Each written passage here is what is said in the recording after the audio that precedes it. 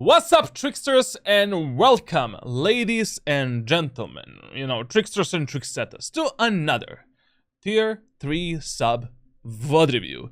Today, once again, we have Maxla Mar, which is an silver something Omen player on Bind. We did coach this player a few months ago, and he was silver 1. I don't know what happened with him until then. So that was like, yeah, around 2 months ago. Exactly 2 months ago, to be honest. Like, 1 month and 20 days. So, we will see. Yeah, 2 months ago. Sorry, what the fuck. My brain is just fried today. So let's see what he's doing right now. Like, because obviously things are not working out. Should we change the agents that you're playing? And should we change the... Oh, and actually, how much of Valorant you actually played? That's another problem. So, let me just see the tracker quickly. Sorry, guys. My one guy in the TikTok in our community sent me that Instagram. I don't know what the fuck is that. What the fuck? Okay, but what the fuck is this, bro? We talked about this. Okay, I'm gonna explain one more time. So, hello, tricksters. Welcome back from the stream. It's good to see you stream again. I'm currently silver 2 and I'm trying to improve my strategies on Omen, but I don't know how I can do it.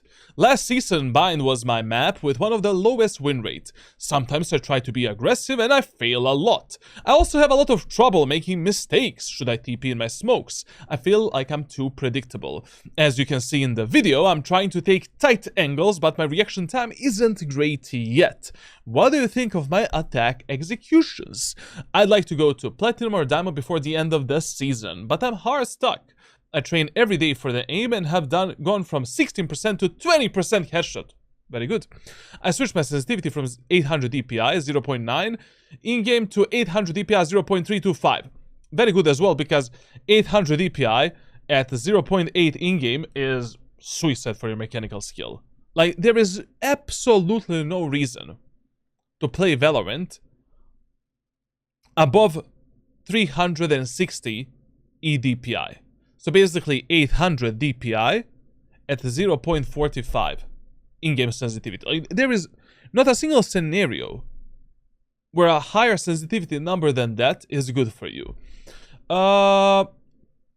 Okay, I also find it hard to gauge the aggressiveness I need to put into my moves. And I often get destroyed because of it. Here's the link to my tracker in the video. Okay, listen here. First of all, we have one problem. Like, I share with you one very specific training. Very specific aim training. Very specific daily routine as well. And a very specific set of videos that you should watch and implement within your gameplay. So, if you didn't implement these tips and these videos, that's a problem number 1. Because things are very simple. Like, I share with you the protocols that you should follow. You know, how to read the enemies. How to read your teammates. How to play around your teammates in these numbers. Those numbers. And also, another thing that is very concerning is this act here. You had 234 hours. This act, you already have 75 hours. So you want to tell me that beside those 450 ranked games, you actually did training that I share with you. Because instead of the training that I share with you, you need to spend minimum 1.5 hours per day doing something outside of the game. Deathmatch, aim training, VOD reviews, looking at the ranked playbook, custom server training. So you want to tell me that you played 234 hours of Valorant during this episode 9 Act 3, and you also did, so how much is that? Exactly. So 90 minutes per day. Act has around 60 days. divided by 60, and you also did 90 hours of training. I highly doubt so.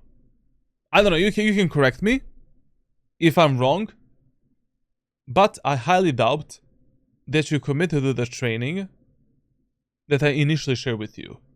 You can tell me through private messages after this VOD review, but that would be impossible. Like, that means that in episode 9, Act 3, you spend 324 hours training and playing ranked games in Valorant. Which I highly doubt, because that is like, 5.4 hours every fucking day. Which I don't know. Maybe you have time for that, maybe you don't. But just tell me through private messages, once you watch this VOD review, like, if you actually committed to the training that I shared with you. Because it was very specific. 15 to 20 minutes of warm-up. Aim training, on every 3 days. The core of aim training of 1 hour. Then we had a custom server practice. I don't know. And anyways, we have another problem. Brother, like, listen. If you already have more than 60 hours to play Valorant during an act, separate that playtime on 2 accounts. It is a lot easier grinding this game on 2 accounts instead of 1 account. So, if you think that in 2 months you're gonna play more than 120 matches of Valorant, play 60 matches on 1 account and 60 matches on other account. Simple like that. I've spoken about this so many times. Basically, I've explained why you should do it, how you should do this system. Just watch my consistency guide on the YouTube channel. And also in the training videos that I share with you, I've explained why you should be doing this. Make the second account, split your playtime, please. And you don't have a main account in Valorant. Both accounts are your main accounts. That's the whole reason why we do this concept. Like, to remove that idea that you have a main account. Fuck that shit, bro. Like, I really don't want to talk about this. Like, watch some of my previous VOD reviews. Like, in 50% of my VOD reviews, I've explained this topic.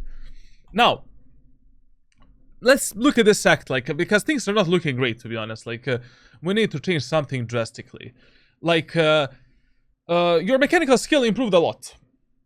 I can see that your raw mechanics, raw mechanical stats, really went up. Probably your reaction time is a bit better, crosshair placement is a bit better, static aim is probably better. Now, I don't know if your movement is actually better, or like, generally how you take the fights and how you position yourself. Considering what type of KD you have, probably not. But it's okay. We can tell that you probably mechanically improved a bit. Now, one huge problem for you is, what the fuck are you doing? How is this possible? You have 150 damage per round, which is above average. Like, with 150 damage per round, I would be rank 1 Radiant in my elo.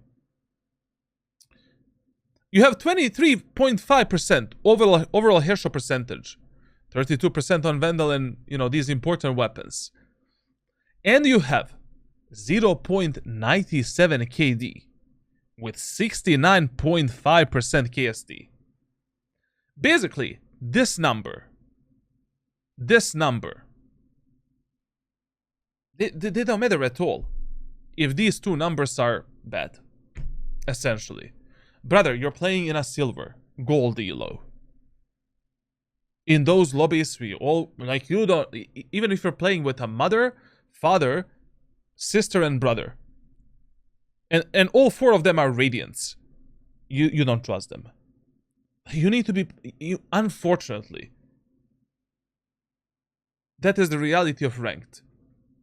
You need to play smart.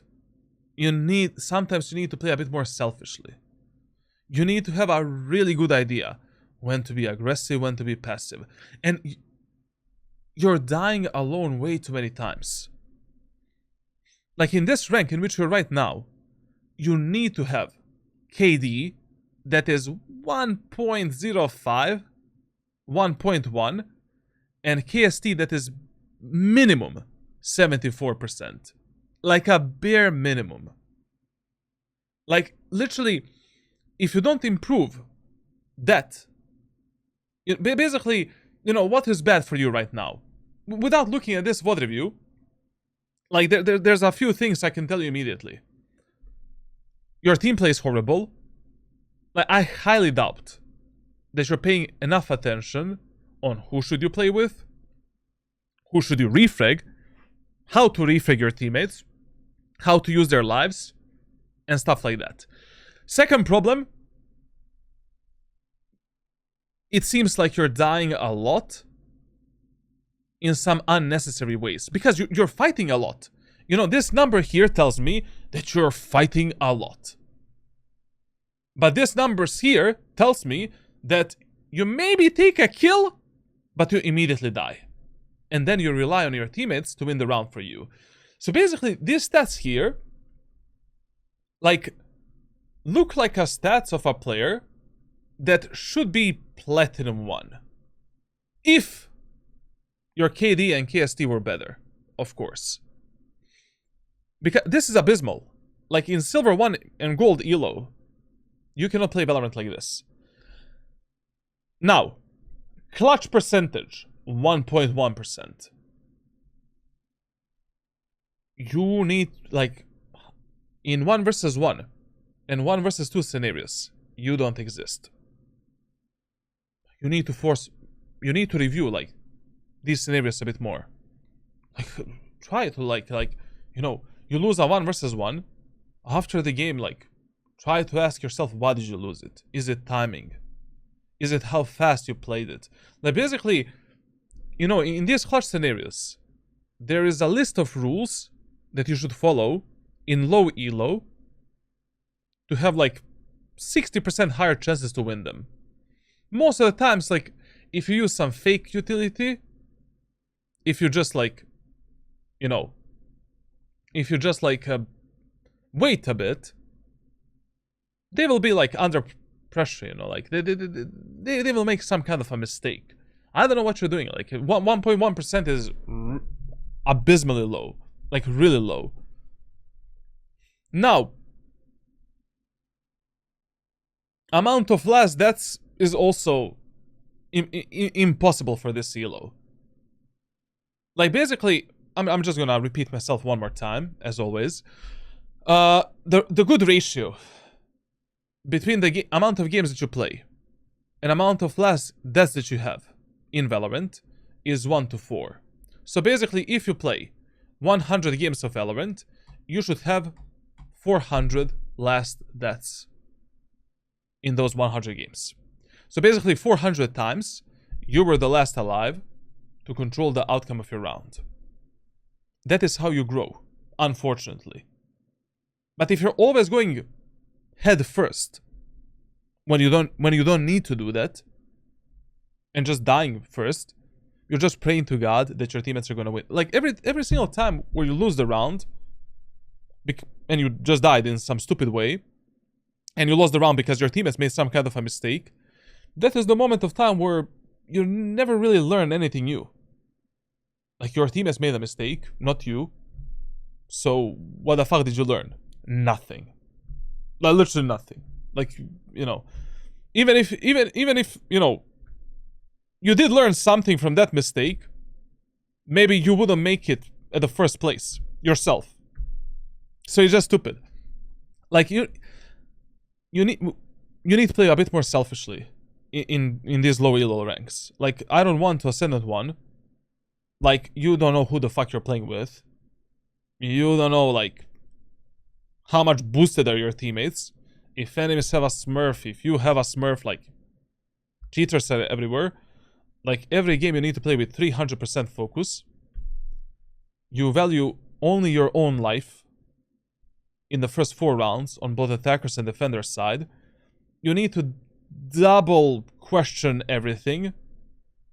Like every decision that your teammates do, every decision that the enemies make, and you need to follow some protocols that are really important in this in these ranks if you truly want to rank up. So yeah. Now, when it comes to attacker side,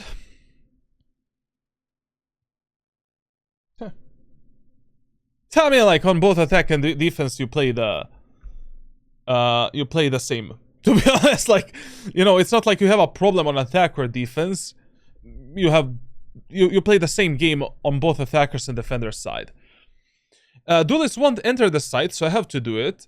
Okay, but when you're playing Omen, with Omen you have safe executes, you have aggressive executes, you have like risky executes, and you don't always need to move in. You have 1 minute and 40 seconds to plant the spike. And in the videos that I've shared with you, I think there is one video called How to Play with Ranked Teammates, or Ranked Team Play Guide. I think that's the name of the private video. I have explained, like, you know, what you should do when your teammates are passive and aggressive, good and aggressive, passive and good, passive and bad, aggressive and good, aggressive and bad, how to play on different numbers. Like, you consistently need to adapt yourself in Valorant. Like, if your duelists won't enter the site, that doesn't always mean that you should enter the site. It's okay, maybe that passive playstyle is gonna work for us. Well, we'll see in your VOD review today. Like, I don't know, like, what the fuck is going on here, to be honest. Like, this is very, very weird. But not weird, like, just, you know, very sad, to be honest. Now, when it comes to Omen, but on defense, I cannot play selfish. I have to anchor a site if no one else is there. Bad mentality. Bad mentality in Valorant. Like roles don't exist in ranked solo queue. There is no anchoring, there is no sentinels, there is no duelists, no initiators. Like, when you're playing on a defender side, you're just reading what enemies are doing on a macro and micro level. You're following the protocols that work in ranked solo queue, the rules, and that's it. There should never be a moment of time in Valorant where on a defender side, you're filling in the positions that your teammates are not playing or they don't want to play. And there should never be a moment of time where on defender side, you're playing the same bomb site 12 rounds in a row. You should only do that, and you can only do that if you're playing with the players that I'm playing with. And maybe not even then. Maybe not even then. Like, on a defender side, you're always trying to counter the enemies yourself. You're trying to compensate every single mistake that your teammates might do, and you're trying to support your teammates that have the highest chances of dying. And that's it. On most of the maps, you just say fuck to the map control. Like, replay game is everything, team play is everything, countering enemies is everything. And that's it. But is first bloods a metric to consider? Yes, but it's not always that important. Because, you know, when you're playing against eco enemies, who the fuck cares? You know, you should just value your life, play the replay game, and bait the shit out of your teammates, win the round. But in full buy rounds, you know, when the first blood metric is important, when you're playing eco rounds, yourself, and half buy rounds. Because in these rounds, you should be a bit more aggressive and play a bit more outside of your comfort zone if you're playing Omen. So that is when the first blood metric actually matters. Now, and in the full buy rounds, of course, like when both teams are full buy. Now, I don't know what to tell you. Like, it's not like the Omen is not good for you. You know, I really think that it doesn't matter which agent you play. You will have the same performance and same problems. Like, you just have fundamental problems in your gameplay. I mean, especially with Omen. It should be easy for you to clutch the rounds. It should be easy for you to bait your teammates a bit more. I mean, you're a controller that needs a lot of time to place utility. So, yeah. You know, like, especially with this character, you should be able to have a higher KD, higher impact, higher refrag potential, higher KST, and stuff like that. What is a good clutch percentage? 5% and above. Does double ranking mean you get into higher elo lobbies? Or is it just the game catching you up to the elo you're playing in, catching you up to the elo you're playing in? So yeah.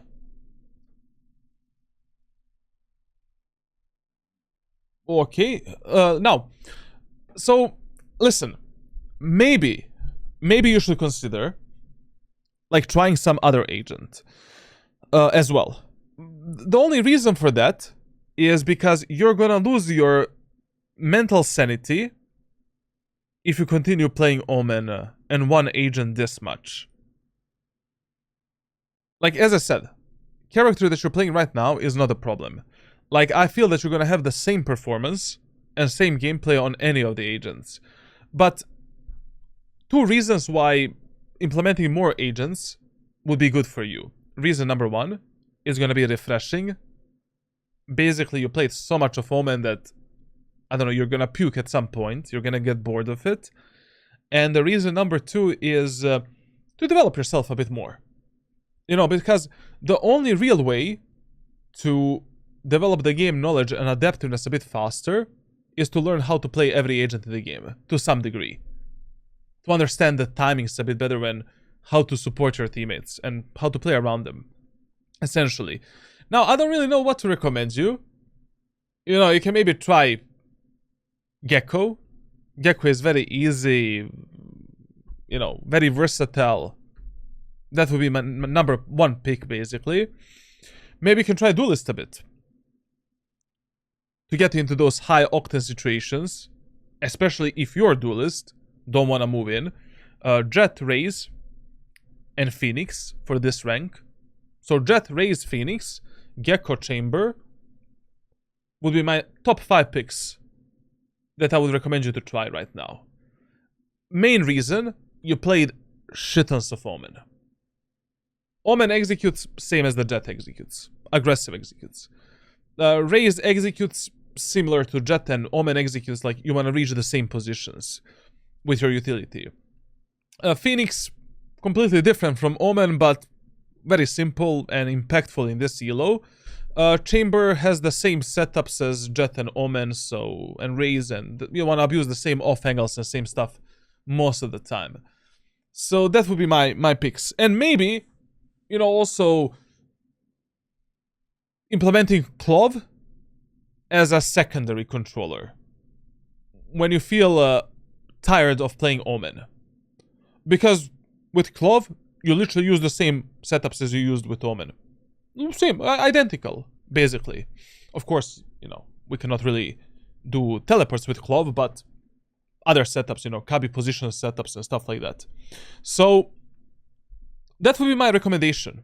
You know, playing Omen as a main controller and Clove as a secondary pick, and just giving Chamber like Phoenix, Jet, and Raze a proper try. Basically, give each of these agents at least 20 games. So 20 games on these 5 new characters. Clove, Gecko, Phoenix, Raze, and Jet. And Chamber. So that's 120, basically. And see, you know, which agent suits you well on each map, like stuff like that. For example, you know, in the current map pool, I would recommend you on Abyss to try the Jet, Chamber, and the Gecko. On Lotus, Raze, Gecko primarily.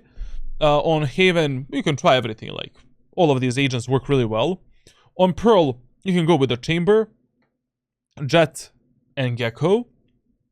On Bind, you can go with Raze, Jet, Raze and Jet primarily. On Fracture, you can try Raze, Gecko, Chamber primarily. And Phoenix maybe, a bit. On split, Raze, Jet, and Chamber, primarily. Should I go unranked or ranked to test? Make a second account. Make a second account.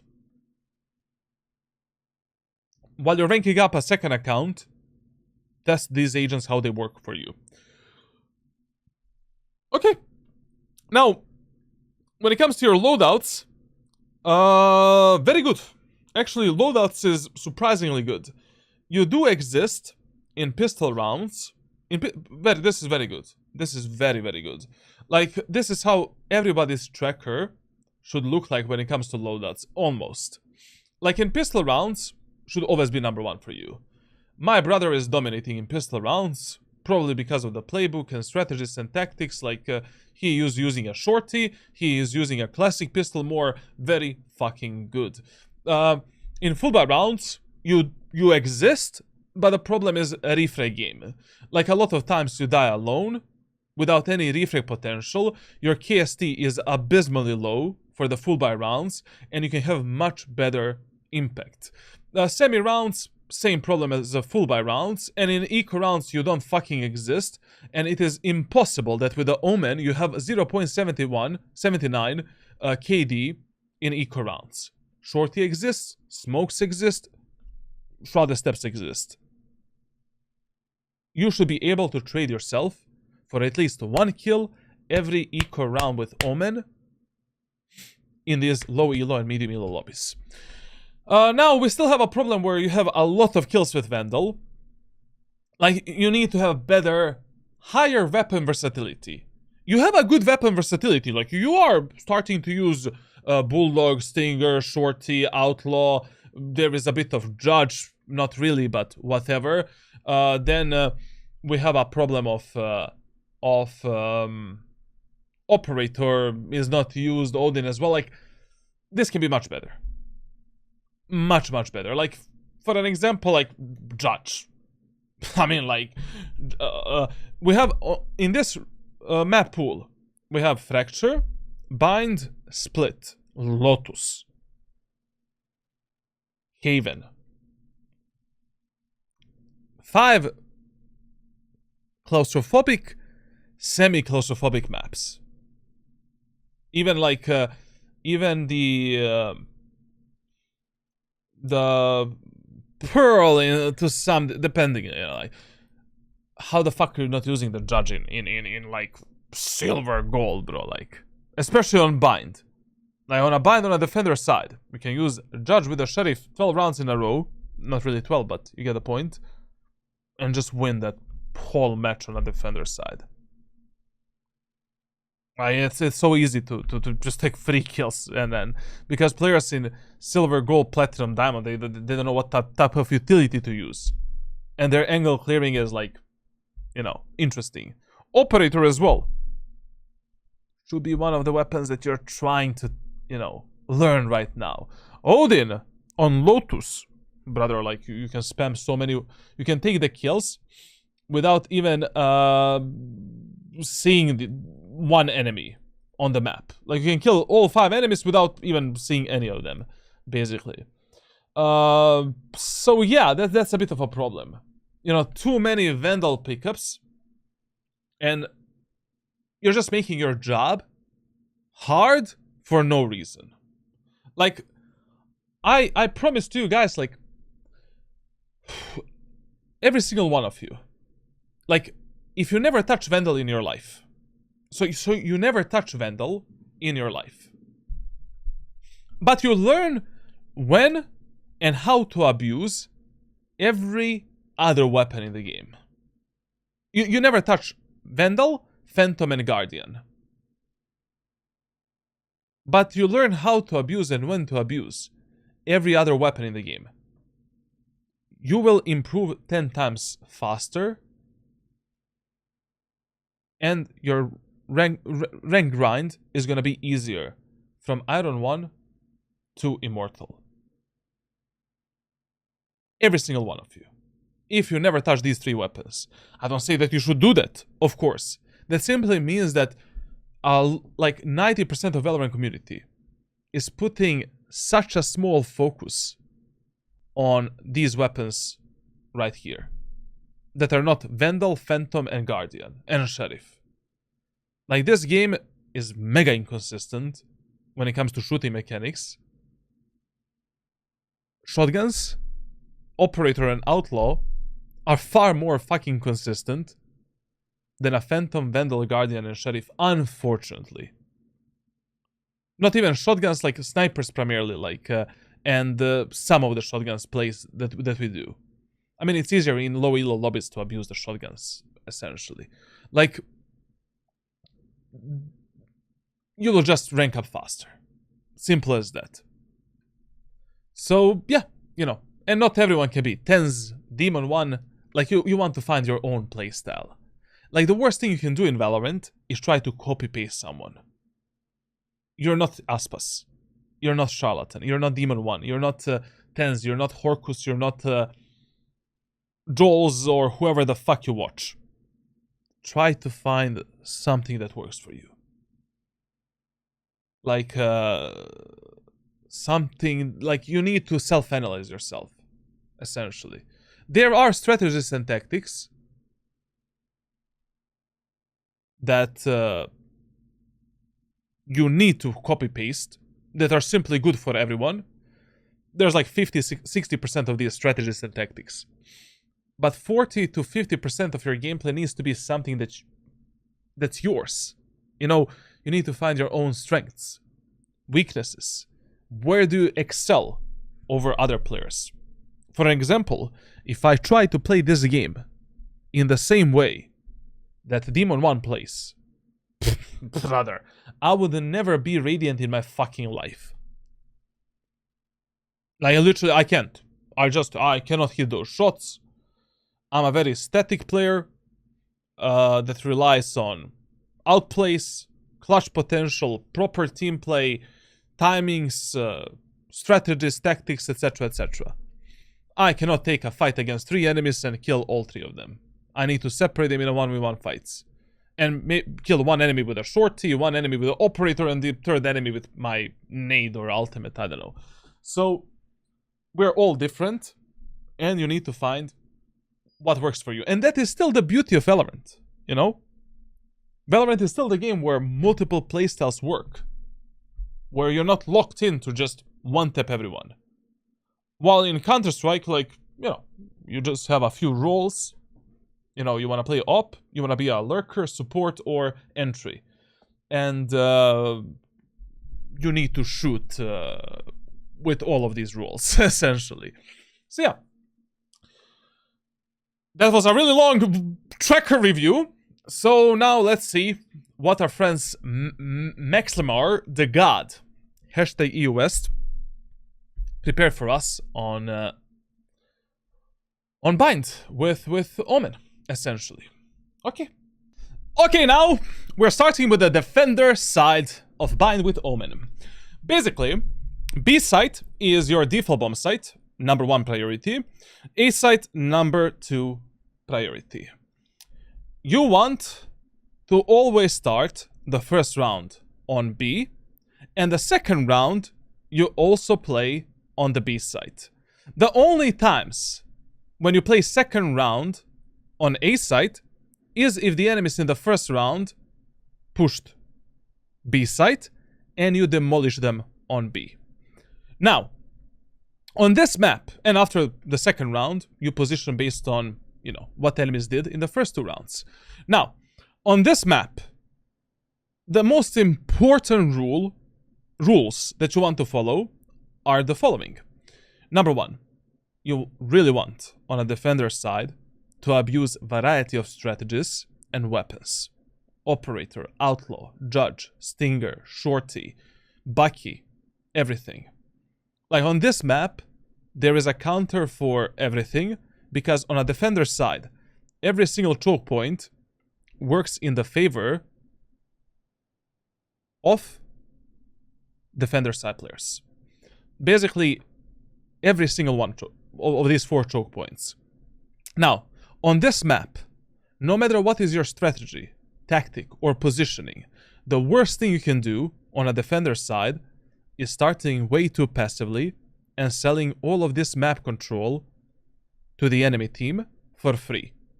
So basically, your starting positions on this map should be bare minimum here, here, somewhere here, and here. So essentially, we should be able to give our teammates fast information. How much space enemies have taken from us, where are the enemies, and how many of them are pushing something. So the bare minimum we should be doing is holding some tight angles or jump spotting angles for the information. Even if your strategy is to kill enemies inside of the tube with a shorty, start with a classic pistol in B long, in the hookah, and slowly reposition towards the site. Don't sell all of this map control for free. I'm not telling you to fight the enemies. You don't need to be super aggressive and commit to every stupid 50-50 fight. Just gather that information. Now, in the first one with Omen, absolutely, there is no debate. The best strategy is the following. We start in the window. We buy the shorty. If you're playing in the lobbies below Immortal 3, you buy classic, light shield, one shrouded step. And you have one smoke, one shrouded step, classic pistol, light shield, and a shorty. You're baiting enemies with a classic pistol here, destroying their abilities. When the enemies are pushing, you're doing the cubby position smoke and fucking them up from inside of this smoke. I've completely explained this strategy in my ranked playbook on my Discord server. If you're playing in the lobbies above, actually Immortal 3 and Radiant, you buy, instead of the light shield, 2 smokes, paranoia, and 1 shrouded step. And you do the same strategy. There's absolutely nothing else that I would do with Omen on this map. If enemies are pushing A, give your teammates a fast A-side smoke that should look like this. Pick up the classic pistol, rotate through the spawn, support your teammates on A-side. But what you should be aware on this map, we have teleporters. So if your teammates are, if enemies are not planting the spike on A, and they're spending a lot of time in the A short, or maybe here, sometimes it's a good idea to simply wait instead of the hookah. If you have a really good feeling that they might use a teleporter to rotate, because then those are the 3 kills for you, and that's it. By the way, whenever you finish the fight here with the shorty, you simply pick up the classic pistol and get the fuck into the site. Now let's see what our friend Max is gonna do.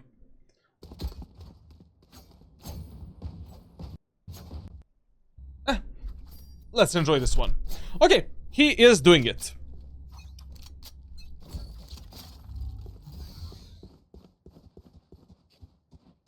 This is exactly how not to play this strategy. Like, showcase yourself to the enemies. You know, basically, whenever you're playing shotguns alone in these claustrophobic areas of the map, so for example, window of bind, instead of lamps here, start the round by doing this. Like, try to one-tap an enemy. Get the information. Like, you don't want the enemies to walk up all the way here and surprise you.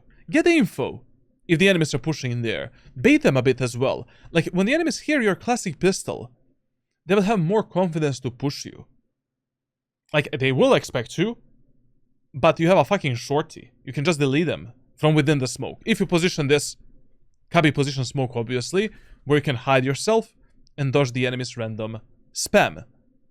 So, start the round like this. Try to one-tap an enemy. Do the smoke. Use the smoke to dodge the enemy's abilities and enemy's random spam. Get in, delete one enemy, get the fuck out. Or, sometimes if you really find yourself in a fucked up spot, you can try to TP behind the enemies and be more aggressive if, you know, you cannot really go back. Like, maybe enemies have already taken the bomb site through B long, then you will need to continue fighting the enemies inside of the window. So, here we're a bit late with the smoke. This smoke is terrible for this strategy. We need to have the cubby position smoke. Like, basically, you cannot place the smoke like this and play inside of it. The smoke needs to look like this or like this, giving you extra cover here or here for your body. It still worked. You know, the whole point of this strategy is like, it's free kills. Like, basically, classic pistol shorty strategy is the easiest way to get a kills in the lobbies between Iron 1 and Immortal 2. Like, there isn't any easier way to make a numbers advantage in the first round. And perfect. Really good. Just, we should have played it in a bit different way. And now, after this skill, you made a numbers advantage. Your job is done. The whole point of this strategy is to make this numbers advantage. When you made it, take a classic pistol, reset yourself. That's it. But sometimes if you're feeling really confident, maybe you can, you know, reload the shorty and go for more kills, but I don't know. In this elo, it's better to stay alive and not risk it anymore. Also, like, I really hate that I need to repeat myself, but you guys really need to learn proper positioning within the smokes. Proper movement within the smokes. Like, you never, ever want to move into the smokes facing forward. Your tip of the gun is the first thing that enemies see, and they have faster time to react on you. Like, you always move with the shoulder like this. So basically, if an enemy is here, we move into the smoke like this.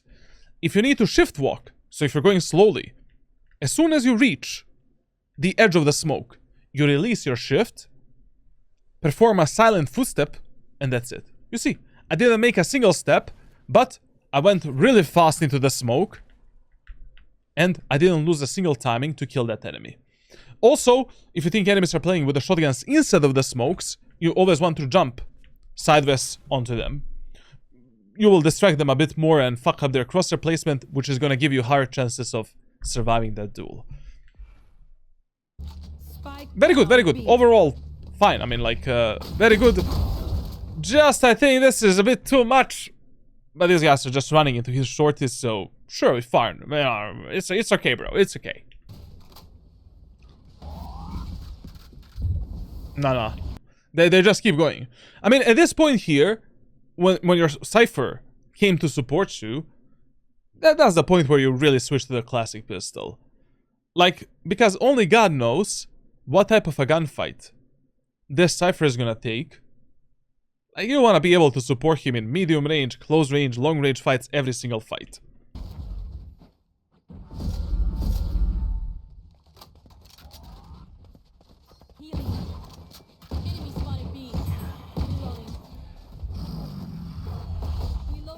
One enemy remaining. Here. Okay, remember one very important tip. And number one rule that you want to follow in these low elo lobbies. If you're playing between Iron 1 and Diamond 3, low elo, when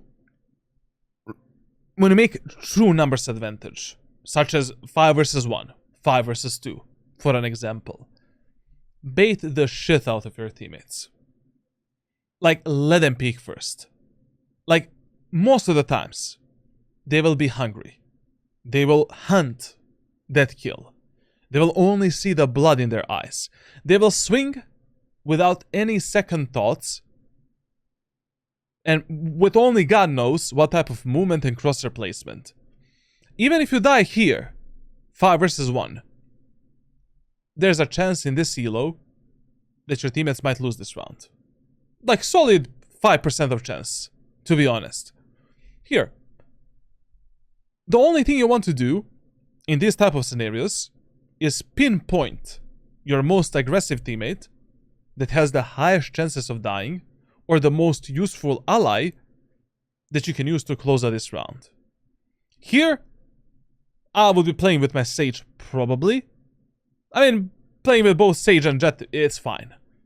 But me going in first there, no thank you. No, it's okay. I really don't wanna lose this round. I mean, rely on my teammates to win the round for me in this elo. Here. Now, I mean, like, I did share with you, like, brother, like, I don't know. As I said at the start of this VOD review, I don't know how much training you did from the training that I shared with you. It's still not looking good. Like how you're moving on the map, your crosshair placement, your peeking, your movement around the smokes. You need to work on these fundamentals. I share with you some very specific training where I told you, like, you know, do this, do that. And I don't know how much you actually did that training. I know that training is boring. Like, I know that, you know, it's boring to you know, do all of that. But 50% of your improvement in Valorant is outside of the game, outside of ranked games, and 50% is inside of ranked games. Like, you cannot only learn in the ranked fucking games. Like, most of the times, you'll just be wasting your time then. Next round. Now, if you win the first round on Bind, where the enemies are pushing B site and you completely fuck them up, second round, we always gamble on A site and we play A site passively. But of course, we shouldn't be losing the information onto the enemies here and here. Now, what do we do in this second round? If you win the first round, in the second round of Bind, you really have a lot of options.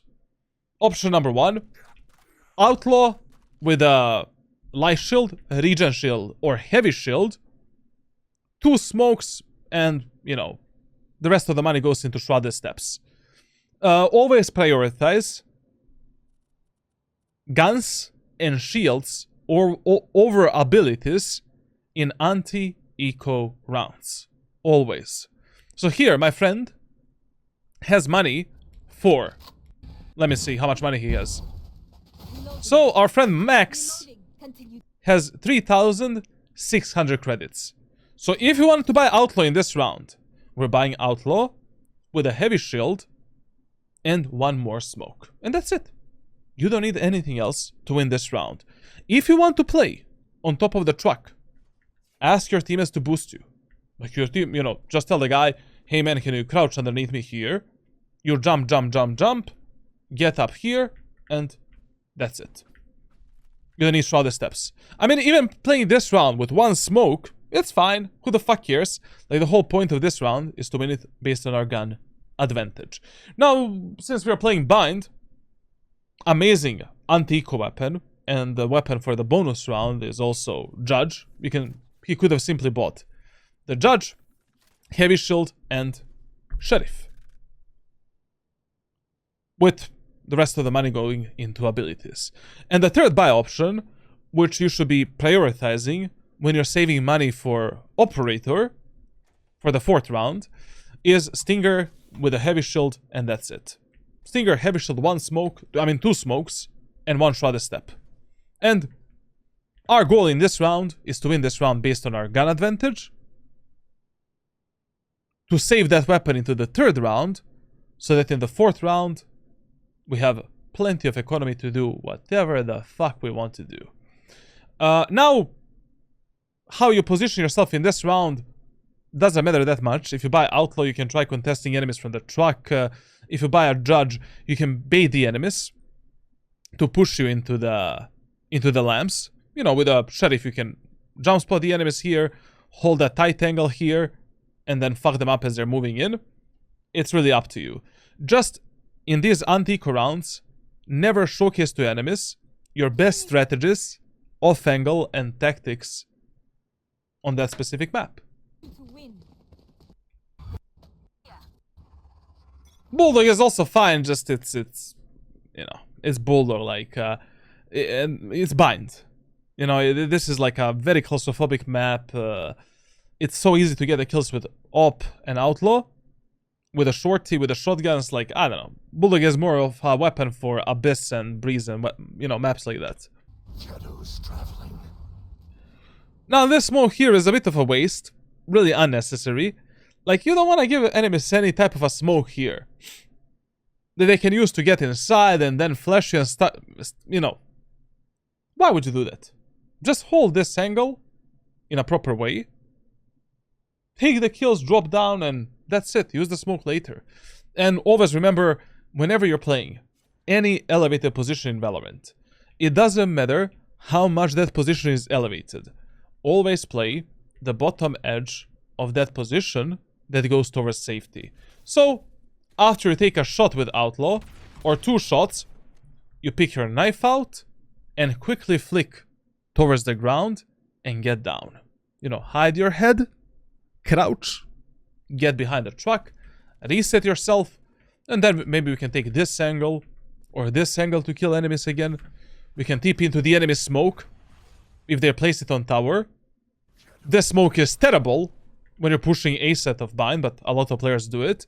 We can find these off angles to take easy kills and fuck up the enemies.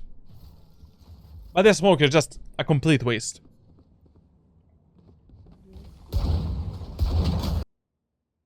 Now, this is only the static aim problem. Like, as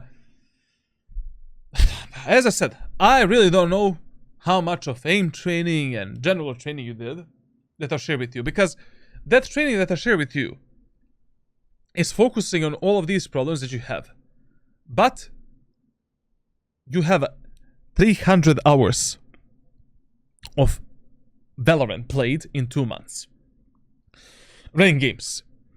So I don't believe that you had time to play 10 games of Valorant per day and do the training that I share with you. Please start doing something outside of the fucking game. You know? Put more focus on aim training. The routine that I share with you. Yes, I know I told you to do it once in 3 days. The core aim training. Do it every day. Fuck it. Do it every day. If you already have so much time to play Valorant, do the 15 to 20 minutes of warm-up that I share with you, and do the aim training routine that I share with you every single day from now on. You are lacking that just training outside of the server, man. I feel that you put so many hours into ranked grind that you didn't develop yourself at all. Like, you're just, you know, in the same loop of, you know, waking up, playing ranked games, not going anywhere. And that loop is hurting you a lot. Now, one of the main problems in this round is, like, this smoke is mega unnecessary. You have the Outlaw. Enemies don't have heavy shields because they're playing an eco round. Why are we giving them any smoke here? Like, we should have first got a contact with the enemies here, and then use our default smoke to stop or delay the enemy's push through the A short on top of this position.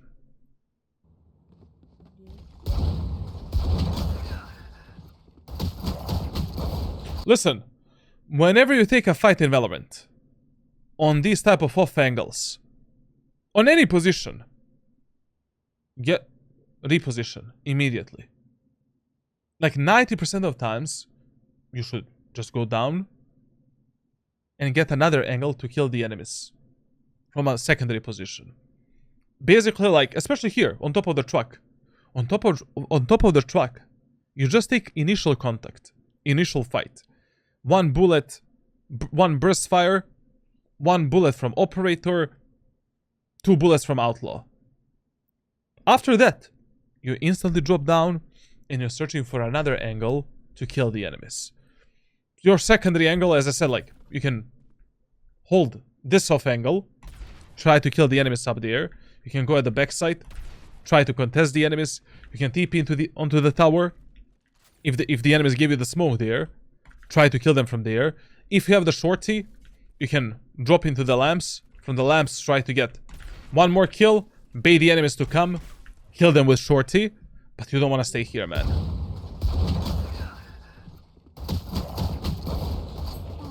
Spike down A. 1 enemy remaining. Cover going out. Listen, don't greed for the guns like this.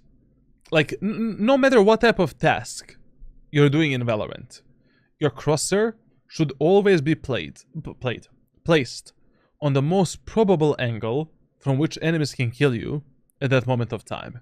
Like, if you're going towards this Guardian, your crosshair needs to be towards A short. Because absolutely no one is guarding that A short area of the map for you. Also, when you were using a smoke here, take more cover for yourself.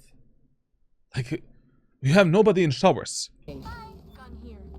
Enemies can peek you from showers at any moment of time.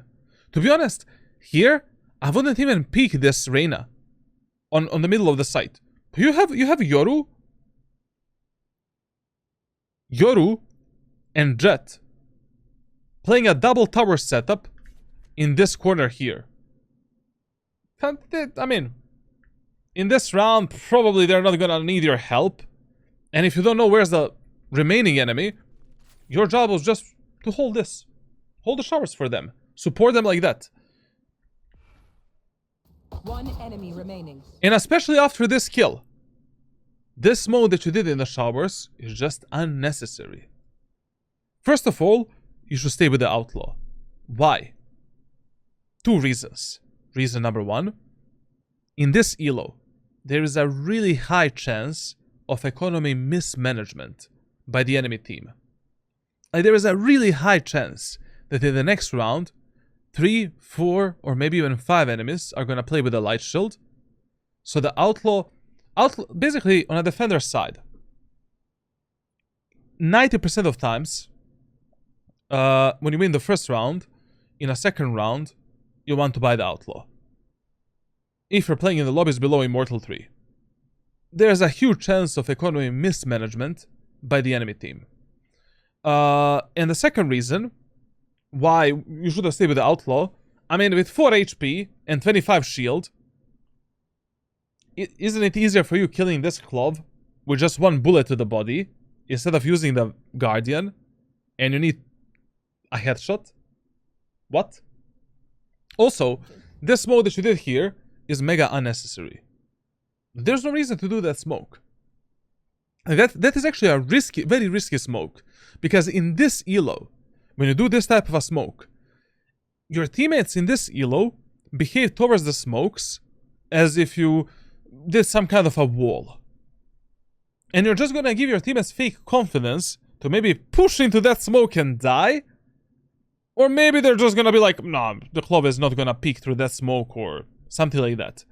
When you make true numbers advantage, limit your utility usage to bare minimum and only the most necessary. In a 4v1, you don't need anything. You don't need a paranoia, you don't need a teleport, you don't need a flash, you don't need a smoke, you don't need nothing.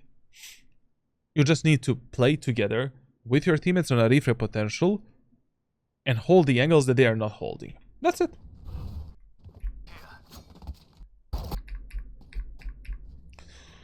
In this round, playing on the B site, good idea. Absolutely. Like, chances that enemies are gonna go B is very high, because in the first round they went B, in the second round they went A. We can instantly apply the AB rule and rule of fear. Playing inside of window, very good idea as well. And we can use this as a starting position. What would also be a very good idea is if we bought a shorty with this outlaw. You're playing Omen on a very claustrophobic map. We can basically repeat the first round strategy right here. You know, like, with outlaw, we can play in the window. We can hold some tight pixel angle like this to potentially kill the enemies. Now, you know, hold these angles as tight as your reaction time allows you. As you already know, I can hit this type of shot 5 out of 10 times. I don't know what is your reaction time. Like, if you need to hold it like this. Hold it like this. Just make sure that you're holding that angle in a way in which enemies cannot just instantly delete you in that specific elo. I mean, in this silver elo, like, even if you hold this angle like this, I highly doubt enemies are gonna have a good crosshair placement to kill you, to jiggle PQ, and to, you know, delete you on this position. So what we could have done is simply baiting the enemies with the outlaw, trying to kill the first enemy, or kill the enemy's abilities, and then once again, just fuck up the enemies with the shorty through the smoke, get into the bomb set with the outlaw, reload the outlaw, hold the long for our team, or, you know, the window, essentially. Let's fly. Does someone get this? Here. Yo, Saint Eagle, well streamen. Listen, whenever you're holding tight angles in Valorant, or generally, when you're holding these type of angles, always place your crosshair on the furthest peak location for the enemies. So, if enemies are peeking you from right to left, in this example, your crosshair should be on the left side, hugging the left wall. So you're always getting yourself ready for the furthest enemy peek. You're trying to catch that moment. If enemies jiggle peek you or crouch peek you here, it is very easy for you to micro correct yourself. But if they just swing this, it is almost impossible for you to kill an enemy with this type of a crosshair placement. Also, the only time when it is worth it to place your crosshair close to the wall from which enemies are peeking you is if you notice that enemies are consistently jump spotting that angle and you're playing operator and you just want to catch that jump spot mechanic. Here, this is impossible. Like even I cannot react on this shit, man. Like, if the enemy just swing, you know, from right to left. My dude, listen, when you're holding these type of angles, for the first like 10-15 seconds, your eyes are just on the screen. I fuck the minimap, to be honest. Like, when you're holding these tight angles, you cannot take your focus away from the angle. Like, don't blink. Don't move your eyes. Focus on the changes of colors. Otherwise, you're not gonna get a kill. Like, you will see that when I'm holding this type of angles, I'm inside of my monitor. Like, if one of my eyes is getting dry, I do this.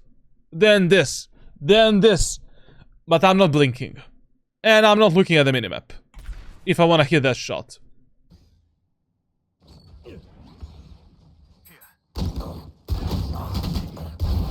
But this is why Outlaw is one of the best anti-eco and bonus round weapons in Valorant. You don't need any aim. You don't need anything. Just a bit of static flicking here and there, good angle holding and positioning, and that's it. Like, this is how you play Valorant in low elo lobbies. No reason to complicate things with a stupid Vandal, Phantom, Sheriff, Marshal, and shit like that. Very good. Very good. Play smart, not hard. That's how you should do in real life as well. Now, after these 2 kills, what do? We simply reposition to the bomb site. We don't need the window control anymore. We made a true numbers advantage. Now, we can just play passively from the site, hold the secondary off angle, or play with our Cypher and Yoru and support them in long. That's it. After these 2 kills, especially because we have only 30 HP, we can teleport instantly here and hold this off angle here. That's it. If enemies come, we take 1 shot, reload, 1 shot, reload, delay the enemies with the paranoia and smokes, and if our Yoru and Cypher need the help in long, we just walk towards the long and support them. But this repick right here, completely unnecessary. Like, get yourself into that mentality where when the enemies reveal you on one location and you already do a good job, like, especially if you do a good job, like you make a kill, you take 1 kill, 2 kills, get the fuck out. Your job is done. Like, this is your job in Valorant. Exactly this. Making a small, impactful numbers advantage. After this, your only job is to bait the shit out of your most aggressive teammates. Notice who's gonna die first. Ask yourself where the enemies are gonna go. And play the simple refray game. Nothing else. Coming back to the window here, just a suicide. Even though he got 2 kills right now, if he dies, his teammates in this elo, your teammates are more than capable of losing this type of a round.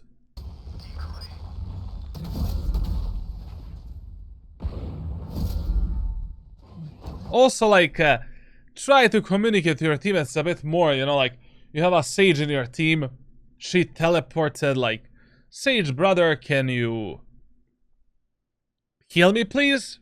You know, be boring a bit, like, be annoying. Like, Sage, can you heal me? Sage, can you heal me? Sage, can you heal me? Because sometimes, you know, when you give to Valorant teammates one comm, one time, they don't really respond, you know? That comm doesn't really go through their brain, so you need to be a bit more annoying.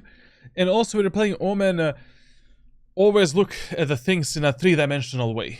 Like, your paranoia goes through walls. If your teammates are pushing an area of the map where you can flash it for them and make them live a happy life, do that.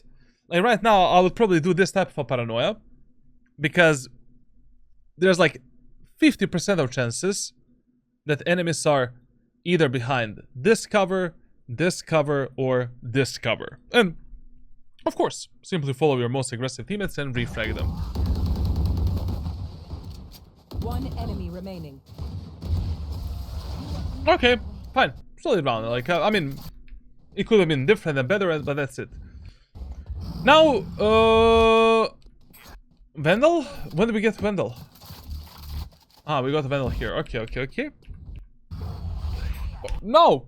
You know, on a defender side, as long as the enemies are following AB rule and rule of fear, that's how you position yourself. So in this round, playing on A side, the best gamble ever. Now, playing on this position, without the one-way smokes, is not something I would actually recommend you. You know, this spot was very good, because we had a one-way smokes on left and right positions. Like, basically, you could have done a one-way here and here. This spot, personally, I would only play with a chamber and jet, but not with the Omen alone. Like, on this spot, you can play double tower setup. You have one teammate here, holding this angle for you, or from the truck, while you're holding the left position. We kill the enemy on the left, drop down, and that's it. But playing it alone can be a bit rough. And if you already play it alone, I would instantly do a smoke like this. And basically just try to catch the enemies off guard from this location. Like, and I would just stay for one fight. One fight, instantly go down and reposition to the site. And he's doing that. Very good. Fucking silver player, man. Like, ooh, that smoke doesn't do anything. It's way too high. Like, if you wanted to use the improvised, you know, one-way smoke in the middle of the air, that's rather like, you know, enemies are starting the round. Here. Like, they can just run really fast. Like, that smoke that doesn't have time to deploy. Like, what you if you wanted to use, you know, this improvised one-way mid-air smoke, you need to place it here, basically, like, at this height. Otherwise, enemies are gonna have the timing to just do this. And we're fucking almost dead. Now, this repositioning is really bad, obviously. Why? Like, he's alone here. Two of his teammates are jerking each other's cock inside of the showers on top of the Sage wall. I have no idea what they're doing. Like, they're boosted on top of the Sage wall in that cubby position. You're alone here. Enemies have breach flash, breach stun, Reyna flash, Cypher camera for a reveal, deadlock grab net. Like, this cannot be your first position in a full buy round against half buy enemies where you're committing to a 50-50 fight. We still have one smoke. Paranoia and Shrouded steps to outplay the enemies. Like, this cannot be your first fight. Because this is, realistically speaking, this is your first fight. Like, you know, that previous fight that, you know, that didn't happen. Like, you cannot take it like that. We talked about it. Here, if I drop down from this location, I would just instantly deploy a one-way smoke here, get at the backside, and just hold this. That's it. Plenty enough. If enemies are moving in, I'll try to kill the enemies here, kill this guy, get in a lamps. From lamps, use paranoia to pressure the enemies backwards.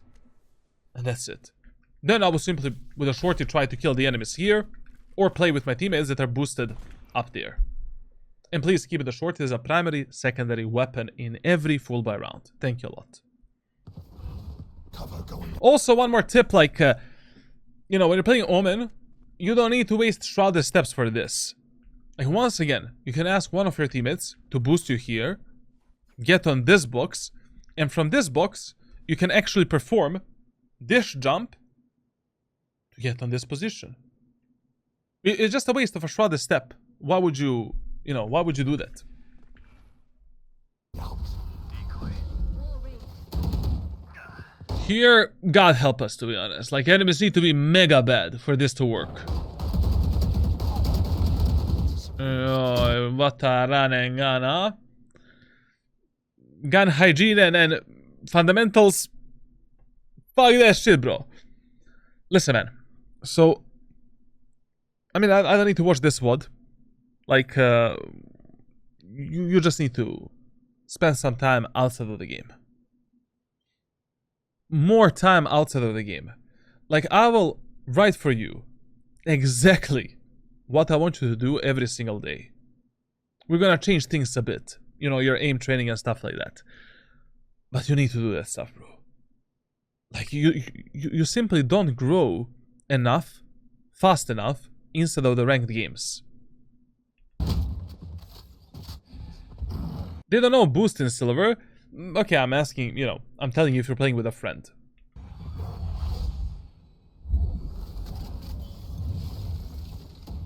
This repositioning, on the other hand, really fucking good. This is exactly what you should be doing with Omen when you're playing on a defender side. Enemy smokes are actually your best friends sometimes.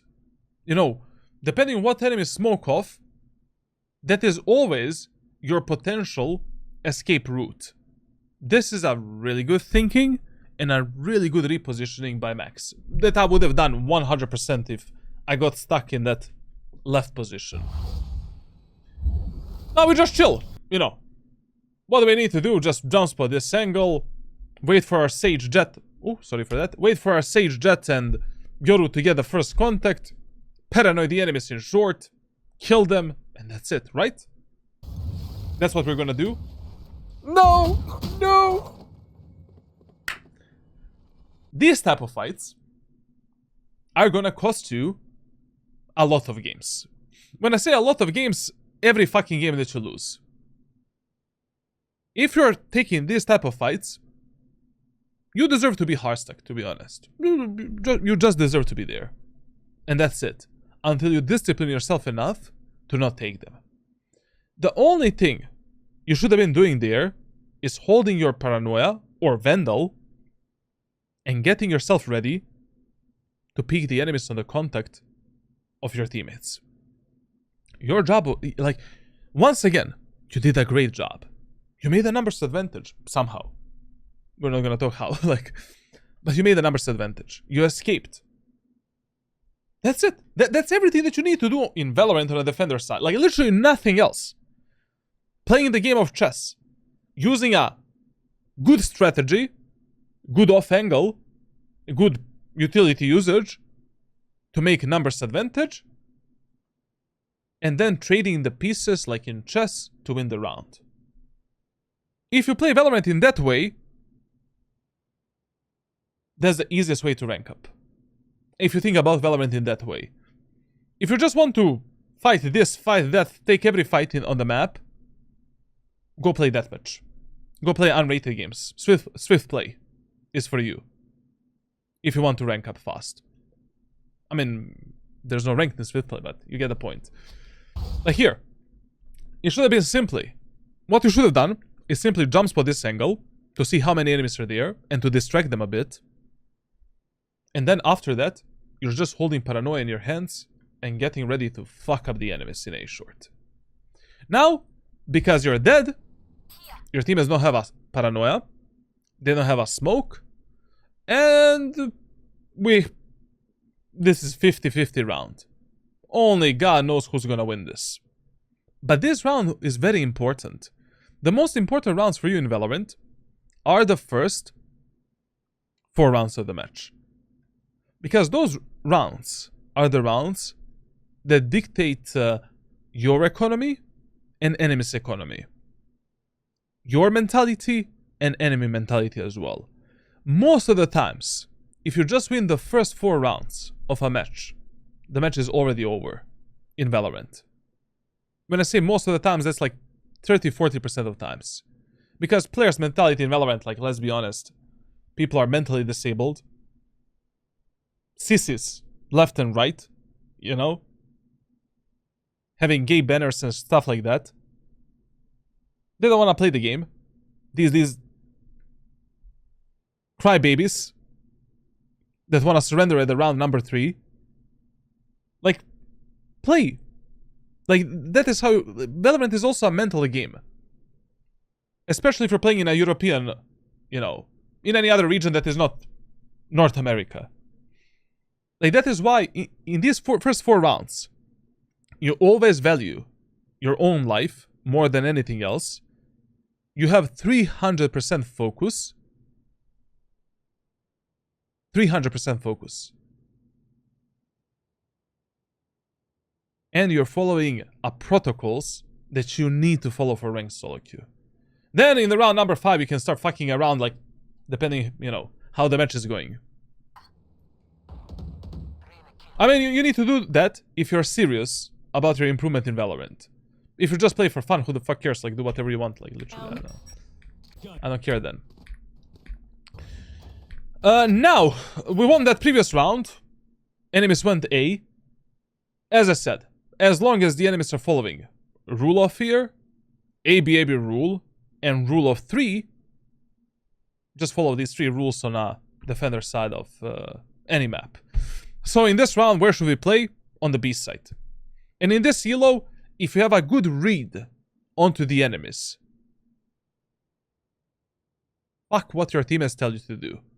They don't fucking care. You know, Sage, Jet, and Cypher tell you to play A. Fuck you guys. I don't give a shit, man. I know that enemies are gonna go A. B. And even if you're wrong, when you have Omen's ultimate, when you're like, in 2 seconds, you're there to support your Yoru on the A side. 2 seconds. So especially when you have the Omen's ultimate, you should be gambling a bit more in terms of your positioning. So what would I do in this specific round? I would actually use the Sage wall in the window that Jet and Sage are creating in my favor. We are 80% certain that enemies are going to push the B side. And I would actually position myself right here. Now, why would I be hiding myself? Because you're going to have the Sage and Jet on top of the wall. You can see on the minimap what they're doing, like they're boosting themselves here. You let the Sage and Jet get a first contact with the enemies there. There's no way enemies are going to expect you behind this box. You can flash them, peek them, or peek them on the contact of your teammates. Get easy kills. Now, you get stuck in this position. No problem. We have the ultimate. We reposition on the bomb site or in the elbow. See you later, guys. Now we fight the enemies in long. And we support our Cypher on the site. That is how you should be thinking with Omen. And in ranked solo queue in general. Now, God help us. Like, I don't know what's going to happen. And also, you cannot play this aggressively. I like that, you know, you want to take the information here. But remember that top of the truck here, you can use in 4 or 5 different ways. The first thing that you can do on top of the truck is what we did in the second round. You know, we can just take an initial fight like this, drop down, and that's it. Second time, we can maybe hold a tight angle here, try to kill the enemies that are going on top of the bench. But to be honest, this angle is the best if you hold it with Outlaw or Operator. Then we can maybe wait for the enemies to use their abilities here and then peek them, like do a surprise crouch peek on top of the truck and then drop down, or simply go all the way down to this white line. Make the enemies think that no one is playing top of the truck. Smoke the short. And when enemies are coming out, peek them, kill them, get down. Then we can flash them on the site. Kill them if they're in that corner. And keep the site control for us. Now, what you're doing here, not good at all. Like, brother, like, I don't know where the enemies are gonna go. Like, it's always a gamble, a bit. But your Yoru is playing mega passively. You have 3 teammates on the B side. If you die alone here, the site is open. Enemies are gonna take it like this. I love that you're getting information here and contesting the enemies a bit, but you cannot do it in this aggressive way. Like, if you're doing this, you need the support of your teammates. And doing this type of aggression alone is only good if you are like playing some kind of an eco or hull by round. You know, like basically you play with a Stinger or Bucky or Judge. Maybe you can do a smoke like this. Try to sneak through the smoke and, you know, fuck up the enemies. Or do this type of a smoke here and then wrap the enemies through the smoke and try to drop on them and kill them. That's fine. But in this round, we need to play more passively. Especially because enemies are, once again, playing some, I don't know, half by, force by, like, their economy is all over the place. Okay, we heard a cipher there, right? To be honest, like, you know, the only reason why you got that kill is, like, you know, this is silver gold. Like, I mean, just look at the peak. First of all, take a look at your crosshair placement. Well, what is your crosshair doing inside of the wall here? Like, your crosshair should be here. That's the first thing. Second thing is, like, just look at this guy, bro. My dude with a Marshall clearing the angles like he's playing a truck simulator 2025. Like, what the fuck? So, a bad play that worked is not a good play.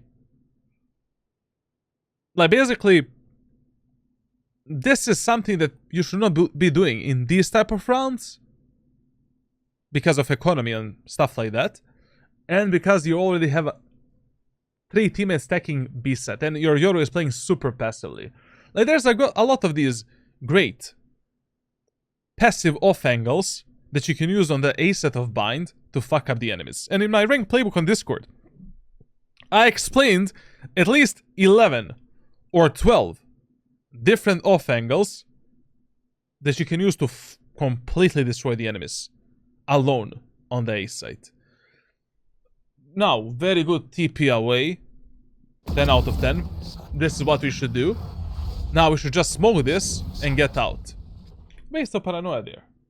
Once again, no reason to do. Like, you really need to get that, like, mindset, bro. Mindset is the key. You know? Your job is done. Oh! This is your 9 to 5. This is your 9 to 5. Like, it's over. I made the numbers advantage. Yay. That's it. Now you just abuse some secondary off angle to get some safe fights, safe kills, and play together with your teammates. No reason to waste paranoia, smokes, shrouded steps. Like, just get in a lamps, jump spot the enemies in A short, and that's it. That's your only job right now. And tell your Yoru to hold the showers for you because the guy's holding the same angle as you are. Shadows traveling.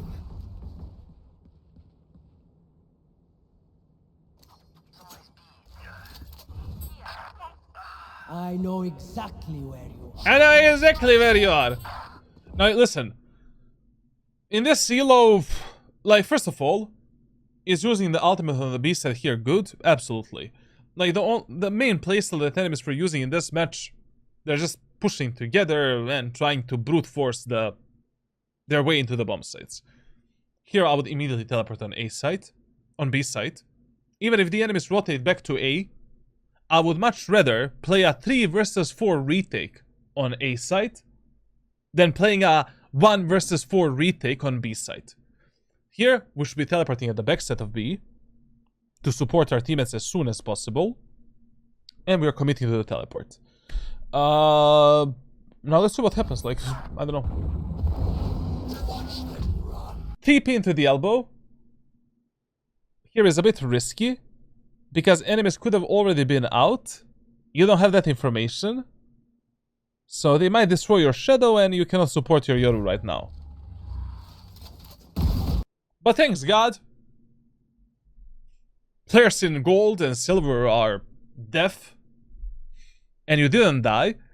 But this TP was mega fucking bad.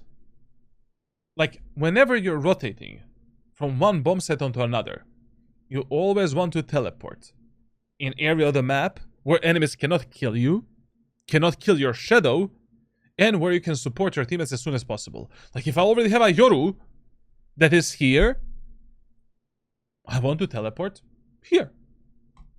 Commit to that teleport, connect with the Yoru, and now together with the Yoru, take the fights and kill the enemies. No more meddling. Now, once again, we made a numbers advantage.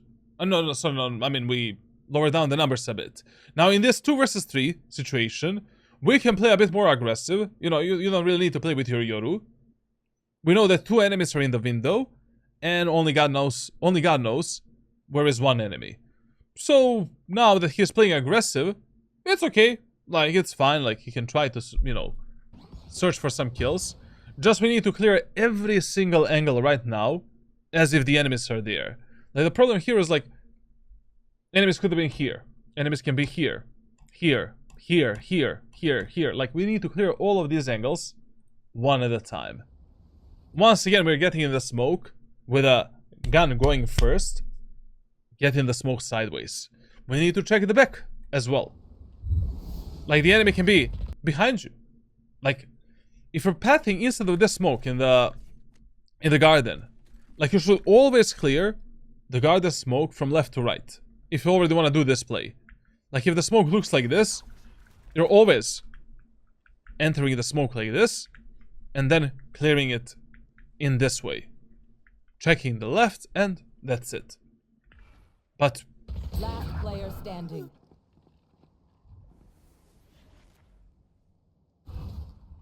Cover going out.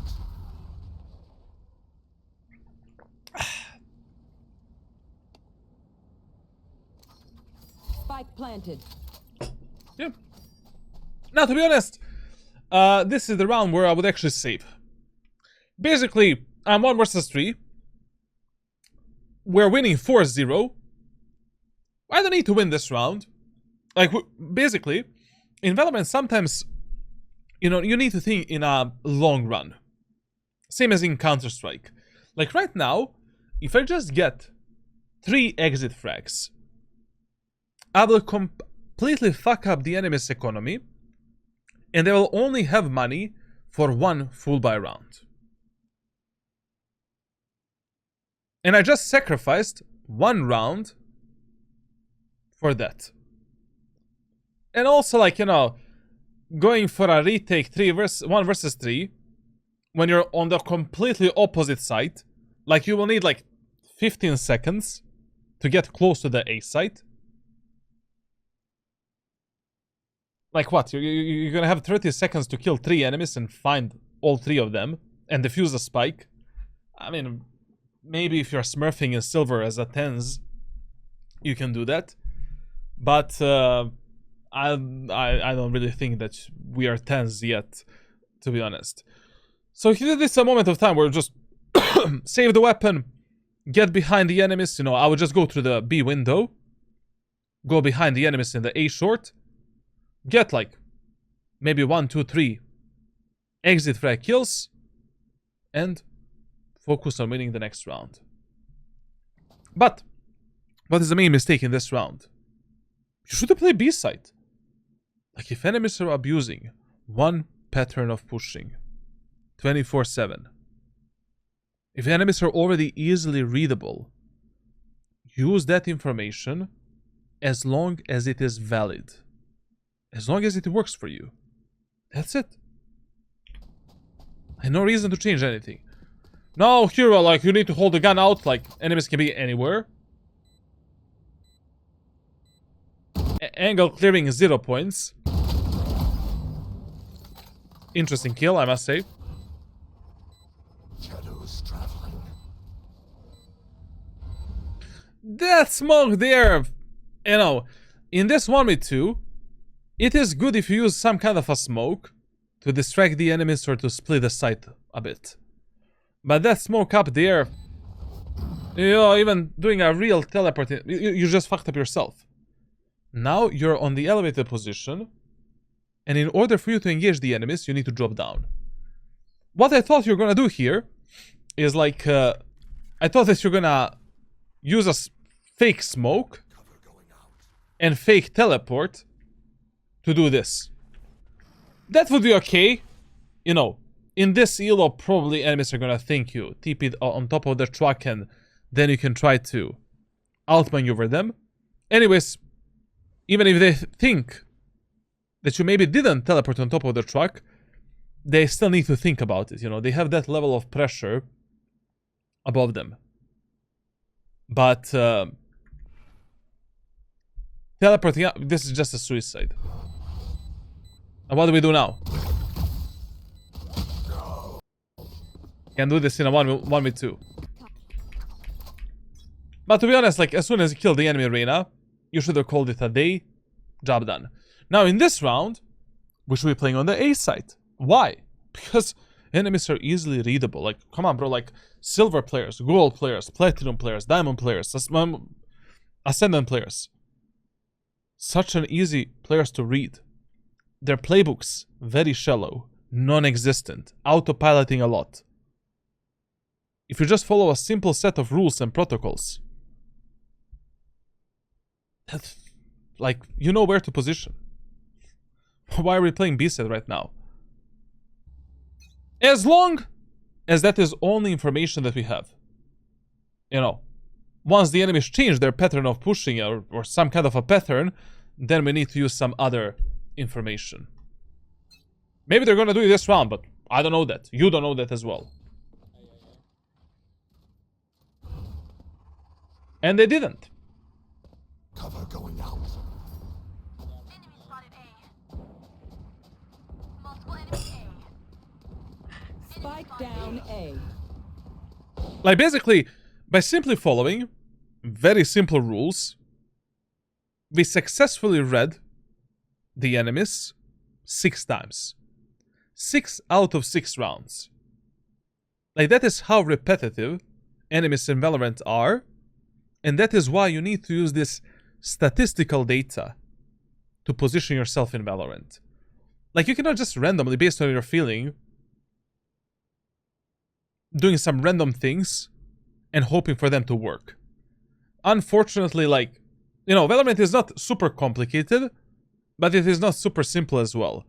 And you need to add that factor of human mentality and basically, like, just, you know, you're playing a game of chess, essentially. Against really bad players. The hunt begins. Blinding. Last player standing. The hunt begins. Cover going out. Spike down A. Cover going.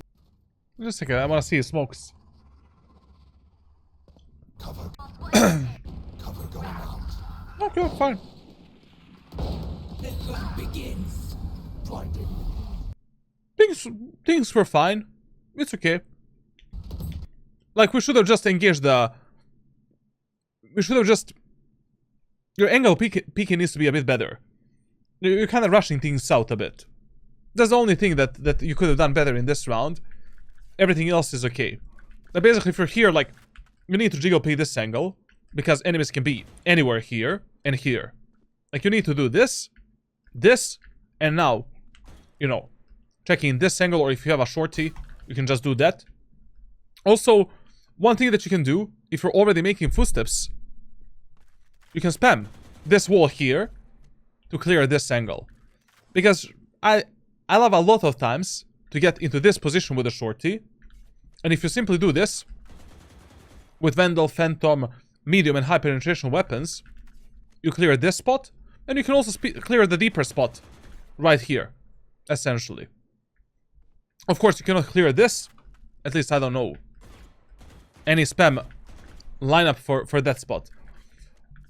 Why was she not blind? I think she was here, bro. Like, you know, you just missed her by an inch. I think she was just getting in a fight with you. But ultimately, the mistake in this round is not even this, bro. The mistake in this round is like, why the fuck did you play B side? That was the mistake. Now, in this round here, playing on B side is a good idea. Because, once again, like, that's the only pattern that we know about. But, instead of buying a Vandal, I would actually go for a Judge and Sheriff. Because what did you notice from the enemies throughout this whole match? Their movement is 0. They don't have a recon agent to clear your smokes. They will push you through the smokes like a fucking maniacs. Abuse that. You don't need to play a Vandal Phantom operator. Against this team composition, you can win 12 rounds in a row on a defender side of bind with a Judge and Sheriff. Here, I would use the Sheriff to once again bait the enemies, make them think that I only have a Sheriff, try to go for a one-tap, pull out the Judge, get in a smoke, bap. As long as it's working, amazing. What you can do is maybe you can change the position, how you put a smoke. Sometimes you can also do this type of a smoke, like this. That gives you this edge. And now, you play in this corner, waiting for the enemies to get into the smoke. This smoke is also really good. You can play below the window. It doesn't matter. I have a question. In economy, when to buy a Judge, whenever you notice that you can easily fuck up the enemies and win the round and make numbers advantage for your team. Or if you don't have money to buy a better weapon. Especially on the defender side. Like, on the defender side, on a lot of these claustrophobic maps, you can play this half-buy eco-round weapons a lot of the times. A lot of the times. And on these claustrophobic maps, especially if the enemies don't have an initiator or recon agent that can clear you through the smokes, that's a good moment of time to play shotguns a bit more. And operator as well. Cutting through. Now listen, man, like, I do hold this angle in the way that you're holding it right now. But let's be honest, there is no way that you have my reaction time. So just hold the angles as tight as your reaction time allows you. So if your reaction time allows you to take a kill on this type of an angle 5 out of 10 times, you can hold it like this. I can do this 5 out of 10 times. I just highly doubt you're able to do that in a silver elo, like, at least not now. Okay, so out of the 7 rounds, this is the first round where the enemies changed something, and the first round where we didn't successfully read the enemies. Totally fine. Shadows traveling.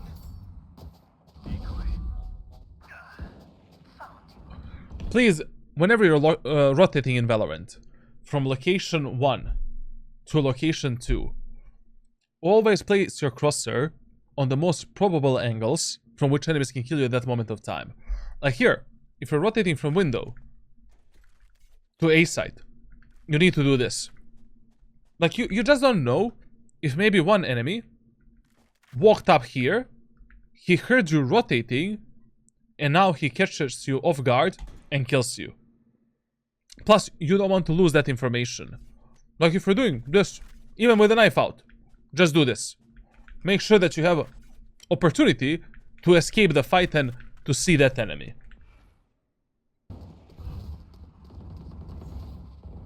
Spike down A. That smoke that you did there is horrific. Like, we should have just done a default normal smoke. I don't know why you did that. You know, this smoke here is okay when you want to play around it and when you want to play with the shotguns instead of the smoke. But you should have just done a normal, you know, smoke. A. Okay,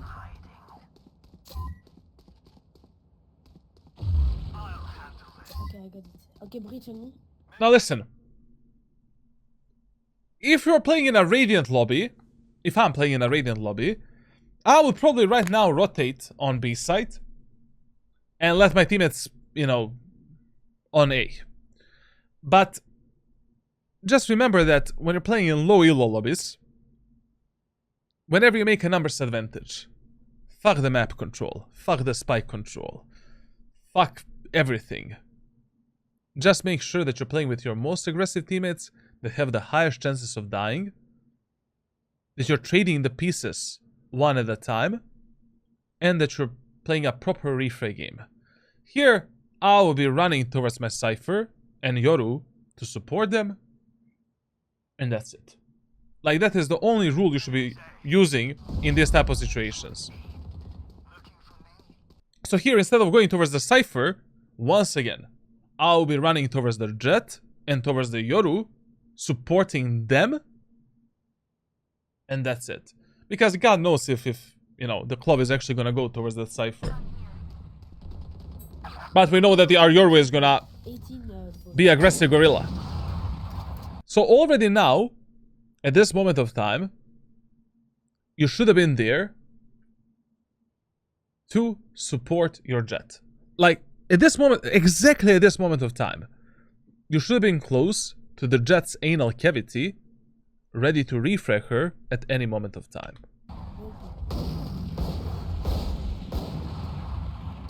One enemy remaining. Stealing sight. Spike Solid paranoia. A. And once again, you know, your Jet is low HP, we're 2 versus 1. Beat the shit out of your Jet, refrag her, and that's it. Whatever Monkey does, you repeat as well. But I will not be taking this fight first. But there's no way. In this elo, there's no way. Of course, how you took the fight is really bad. Like, first of all, you know that that guy has an operator. I know, she switched the gun, so you heard that. But why are you, with a shift peek engaging this dude? Like, if you already know the exact location of the enemies. So he heard that the club is here. Place your crosser approximately for that area, hug the wall that is closer to you, and go for the Ferrari swing. Basically, like this. If you make 2 consecutive footsteps, and you peek the enemies from the closer wall with a proper crosser placement, you have such a huge peeker's advantage, there's no way that that guy is gonna have time to react on you. Especially not in this elo. But anyways, you should have baited the shit out of your Jet and, without any complications, win this round on a raw refray potential.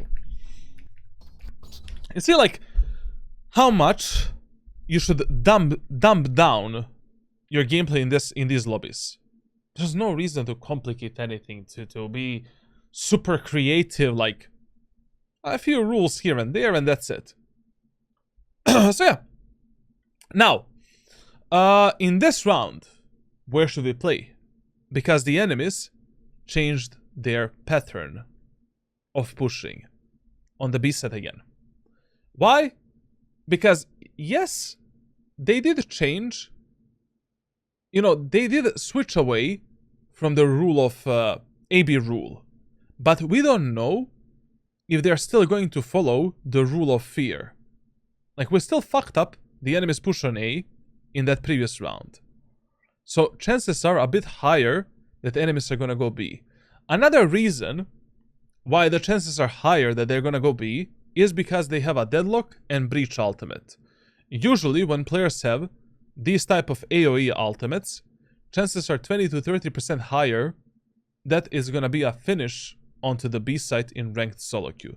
So, it's good that we are playing B, but once again, I would switch this Vandal for the Judge and Sheriff, because I simply think that is, you know, in this elo you can take some free kills, like, you know, against this team. Like, what the fuck, bro? Why would you complicate things? And please keep the shorty as your primary secondary weapon on bind. On both attackers and defender side. You have a money for shorty. Get a shorty. Keep it. Especially if you're playing Omen. Shadows traveling. Now, once again, you know, all of this is pure fucking gambling. Like, and you cannot control the outcome of every round. Especially what your teammates are doing in ranked solo queue, obviously. Now, in this round, right here, of course, we should go for a retake.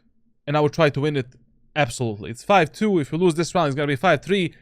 You cannot afford losing that many rounds on a defender side of bind. Especially because this map is heavily defender-sided map. Here, we just rotate with our Cypher.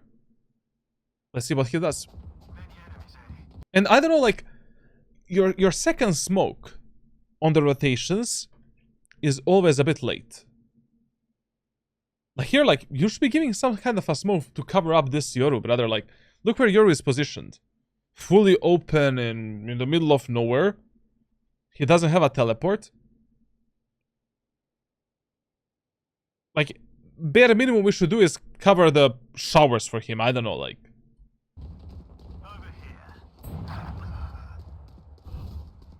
Okay, winnable. Spike planted. Shadows traveling. I don't know about this mode that you're doing here, like, on top of the truck, but to be honest, it really doesn't matter, to be honest, in a 2v3 that much. But just remember that teleporting inside of that smoke is not worth it at all. Like, you can only use it as a smoke to do a fake teleport.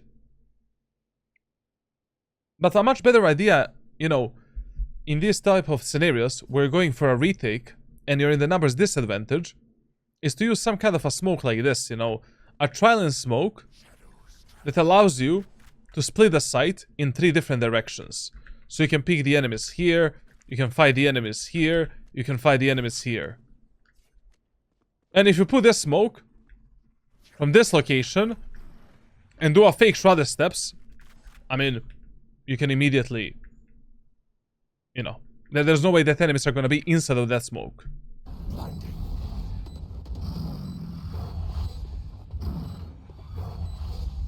Holy shit, bro. This play that you did here,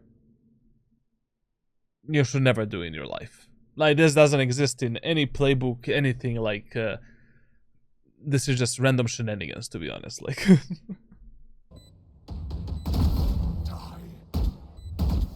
Last player standing.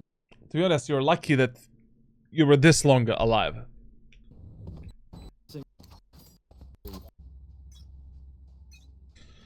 Now, as I said, like, when you have the Omen's ultimate, you can always gamble a bit more. So, essentially, like, once again, even in this round, I would probably play on the B side, but it really doesn't matter. Like, when you have the Omen's ult position, however you, I mean, not however you want, but wherever you think enemies are gonna go.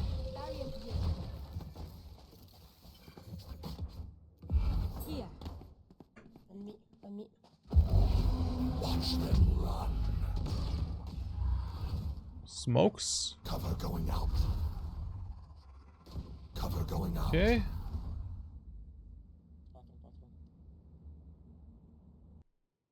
Why are you swinging out so wide? Like, why did you swing this tower positions like this? Like, look where is your Yoru? Your Yoru doesn't know which game he's playing.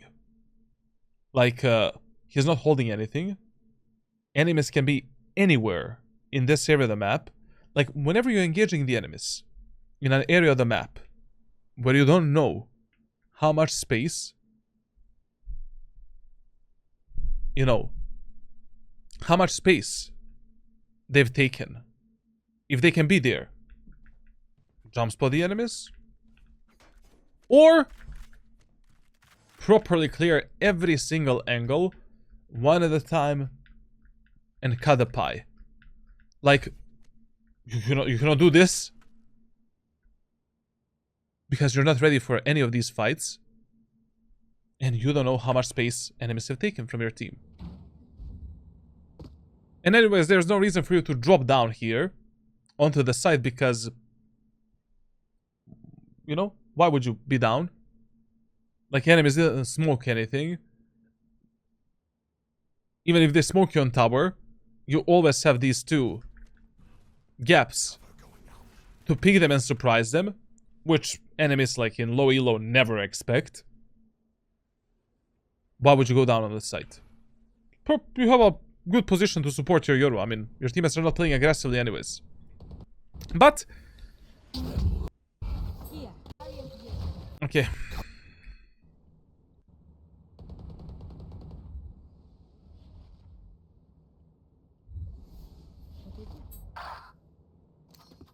Please stop peeking the angles where you don't know about the enemies with your knife out and with your W key. Like, I don't know. Are you Nostradamus? Like, how do you know right now that there is not a single enemy in A short? I have no idea. Like, your teammates didn't speak a single word. They didn't tell you anything. Like, you needed to check these angles, like with the gun out and proper crosshair placement, man. Okay, nobody. Now, this teleport that you did here was like, okay, maybe I would have done it as well because I have two teammates stuck in the teleporter and then one teammate on the A site, and we are in the numbers disadvantage.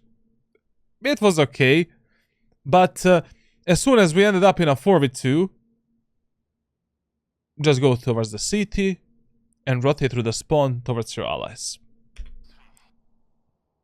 There's no reason to do this. Okay, planting. Now, since we know the information about the enemies, we can do this. My territory, my rules. I have them Help me, now. help me, help me. One enemy remaining. Help me, help me. Last player standing. Shadows traveling.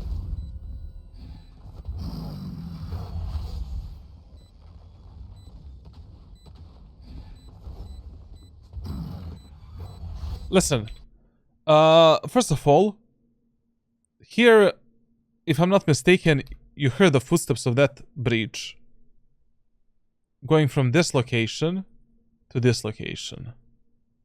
Second of all, like, teleporting inside of this smoke, if you didn't hear those footsteps, was mega risky. Another thing is, like, in this elo, fake shrouded steps work like a charm. There is no way that in these lobbies, enemies are gonna think that you did fake shrouded steps. So instead of actually teleporting inside of the smoke, you should have used your teleport as a recon tool and done this. To scout for the breach here and to make him think that you went into the smoke. Now we should use the second smoke for the spike. If we don't see the breach, half defuse the spike and wait to see what breach is gonna do.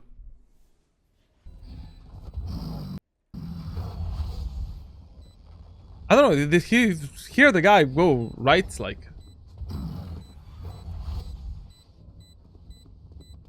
whatever. Now listen, like, whenever you're in a 1v1, you need, if you have a smoke, you need to use it for the spike. Like, smoke the spike, half defuse, wait to see what breach is gonna do. And to be honest, like, sometimes you can just stick it. Because I think like 70 or 80% of times, if you have the smoke for the spike, you should just stick it from the first try.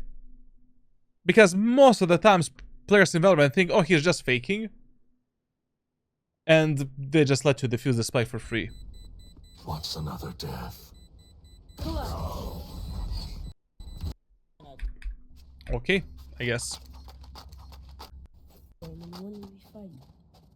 Now listen, when it comes to economy management, obviously in this round, we should save our money. But remember that if your teammates are forcing, you always force with them. Like, if your teammates are not following the rules of proper economy management, you need to force with them. End of the story.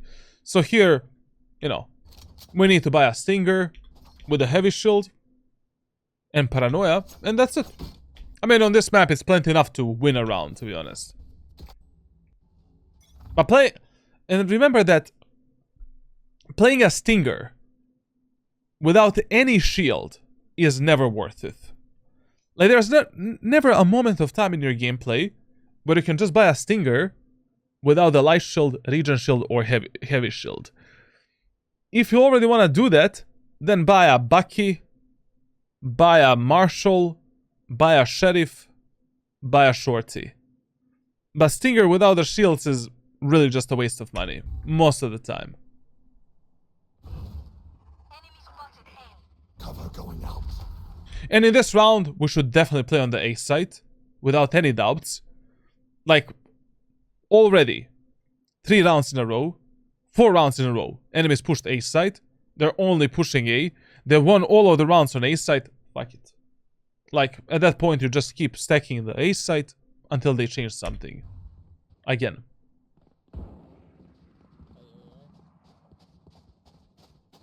Now listen, when you're playing these close range angles, with Stinger, Bucky, Judge, and stuff like that, please try to bait the enemies with a classic pistol. You know, for example, as you were playing in this position here, like, enemies have a bit of angle perception advantage over you, especially when you're positioned like this, for an example. Like, you didn't know if maybe one enemy walked all the way up here and took this angle. Like this. That enemy has a huge advantage over you. Like, it is much better when you're playing these close range angles, where you want to fuck up the enemies with a Stinger, Bucky, Judge, Shorty, to bait the enemies with a secondary weapon, and then surprise them with that main close range weapon. But to be honest, like, anyways, here, I mean, probably we should get, like, at least 1 kill, 2 kills. Or maybe 0 kills as well. You know, here you kind of died because of the angle perception disadvantage. Like, taking this type of a fight, not really worth it. Much better idea is simply, you know, like, with a classic pistol, getting the info and baiting the enemies, and then just mowing the enemies down in these close range fights or around your smokes in this type of a fight.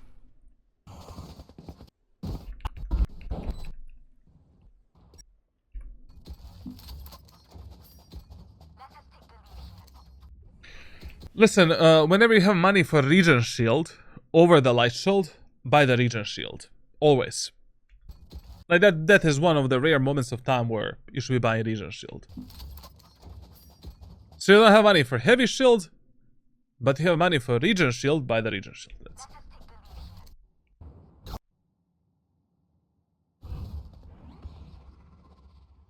Cover going out. Multiple enemy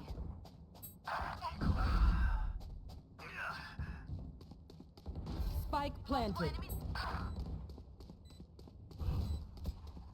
Shadows traveling. You had your fun. My turn. Listen, one more thing that you need to think about more is during these retakes on A site, you're generally never ready for the fight with the enemies in the CT and, you know, a bit closer here, for an example. The enemies took this A site control already here, basically. Like, already here, one enemy is in the lamps. Yes, your jet is at the backside, but your jet died Spike planted. right here, and she doesn't see the lamps. Like, you don't know if there is one enemy, you know, right now, maybe in this pocket right here, or maybe that, I don't know, somebody crawled all the way up into the CT. Try to be a bit more ready for these fights based on the timings and based on how much space enemies have taken from you and when. Like, you cannot be just running out here like You had your fun. with this crosshair placement and movement My and pulling out the paranoia here, like when enemies can be close to the CT or close to the spawn.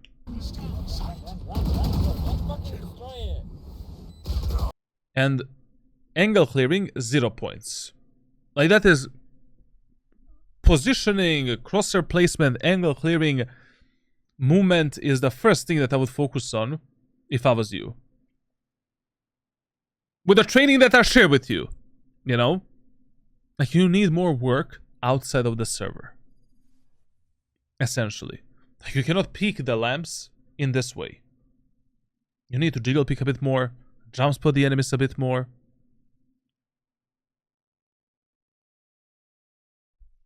You just swing these positions, man. With 0 fucks given. I mean, how are you gonna give any fucks when this guy played like 300 hours of Valorant in 2 months?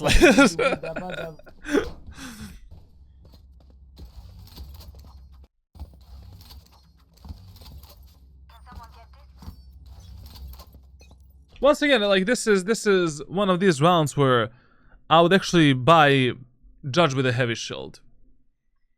Like, you don't have money for, like, you don't have money for Vandal, heavy shield, and utility.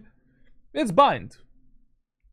Like, get a Judge, get a heavy shield, Sheriff from your teammates, tell him to drop you. You have everything, like Sheriff for long ranges, Judge for close ranges, all of the abilities, heavy shield. Like, one of your teammates might die on A set or B set, you pick up their weapons. Like, I don't know why would you. It's bind. Like, it's a very claustrophobic map. It's so easy to close the gap with the enemies and fuck it up. Like, for example, you're going for the retake of A site with a Judge only, for an example. Like, drop this type of a smoke to cover yourself up from the site, jump into the lamps, jump into the lamps here, then we can use this smoke, use a fake shrouded steps to reveal the enemies, close the gap everywhere, like, the drop of paranoia. Like, on this road, probably you're gonna pick one gun from the ground, you know, like one Vandal, Phantom, or something like that, so you can feel free to use more like Operator, Judge, those type of weapons. When you already don't have money to afford, like, I don't know, Vandal or... Off your feet! Shadows traveling. And as I said, like, you need to read the enemies a bit more. Like, in terms of their positioning, pushing, and stuff like that. Like, if enemies... So, enemies were super readable for the first 7 rounds. Like, in the first 7 rounds, we read the enemies every round. From the 8th round, they became less... They only started pushing A. If you lose the same site 2 or 3 rounds in a row, 4th round, 5th round, as long as the enemies are pushing that site primarily and going there, you just play that site. And that's it. Like, anyways, you have a Cypher on B. He has the full setup to get the info and he can play a bit more passively. Like, if enemies get really fixated only on one site, fuck it. Just play that site for the rest of the game.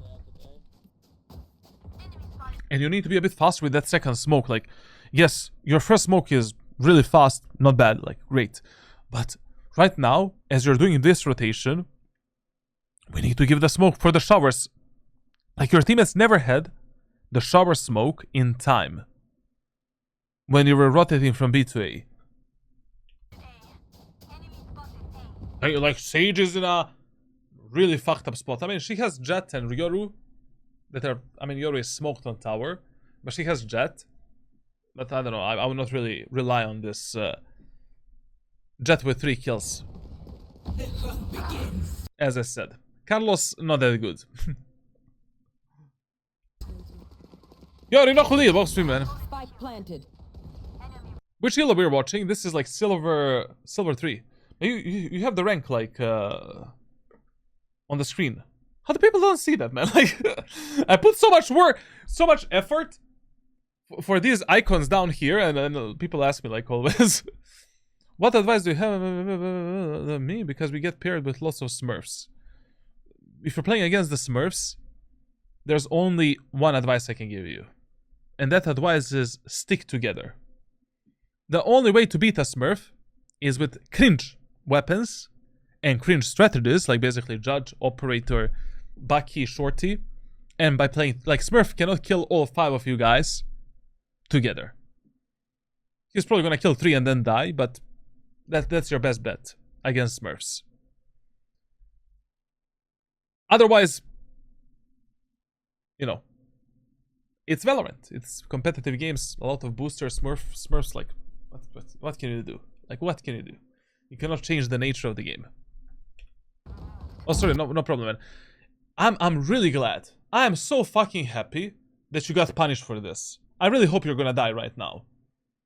Because this is exactly one of your problems. Like, you're not expecting the enemies. You're not aware of the timings and how much space enemies have taken. Like, just tell me one thing. Like, what are you doing if you are not... Like, you're rotating from B to A. What else should you be doing than looking at the minimap right now and asking yourself how much space enemies can take and where the fuck are the enemies? Like, if I'm doing this rotation, I'm looking at the minimap. Ah, I see the Reyna Lear. My jet is dead. Enemies can go through the lamps in the CT. My Sage just saw the fucking breach going into the CT. So when you're doing the smokes, when you're not fighting the enemies, when you're rotating, your eye should be glued on the minimap. When you're rotating through the positions where the enemies cannot be at that moment of time, of course. Like, come on. Spike planted. You have this information. Nah. But anyways, even if that Sage didn't see this breach, we needed to expect someone in the CT. Because enemies have killed the jet at the backside. They took a lot of the space from my team. Like, we need to be ready for that fight. Okay, I'm really curious to see like what you're doing on the attacker side. And then we can make some final conclusions to your training and stuff like that. But I just think that you need to spend more time outside of ranked games. John Trout, thank you a lot for 5 roses. Yes, sir. Do you have a tip to make us check more the minimap in a game? Yes, I have a training for that. I'll make a guide, some public guides in the future. Okay. Let's see what he's doing on attack. Okay, now we have the attacker side of Bind with Omen, and let's see what our friend Max Lamar is doing on attack. So first of all, attacker side of Bind in ranked solo queue. Your default bomb site, number 1 priority, same as on defense, B site. Number 2 priority, A site. Basically, what do we push in the first round, and how do we try to organize our teammates in the first round? If enemies have Cypher, in the first round, do a 5-man push through A short. If enemies don't have a Cypher, do a 5-man push onto the B site with a 4-1 split.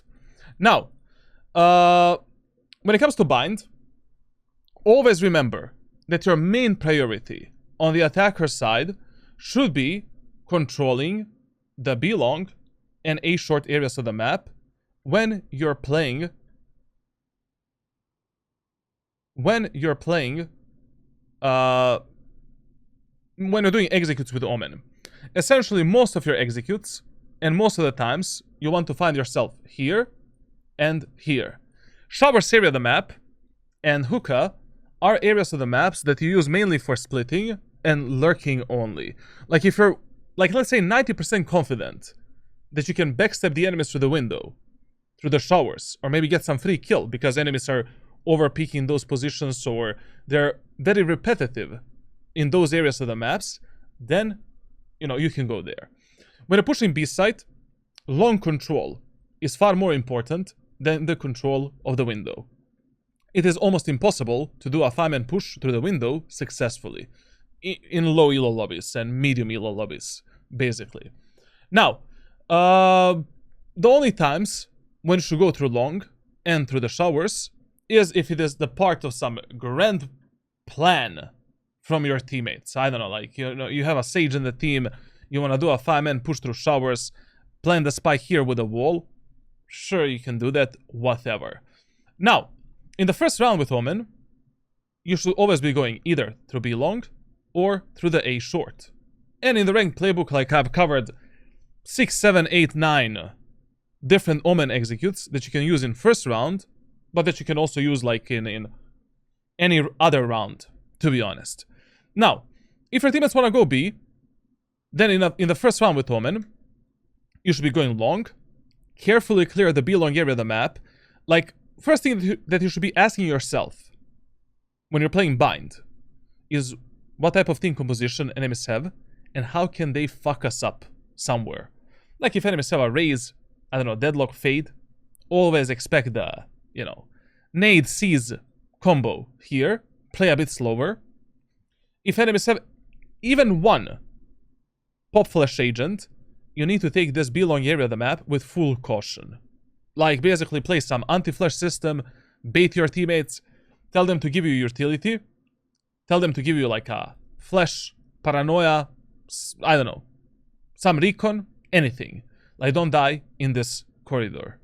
Now, if you're pushing B side with Omen, in the first round, basically, you can buy the Ghost with 2 smokes and 1 shrouded step, or you can buy a classic pistol with a light shield, 2 smokes and 2 shrouded steps. Once you take the garden control, your job in the first round is always to go for some semi-aggressive play.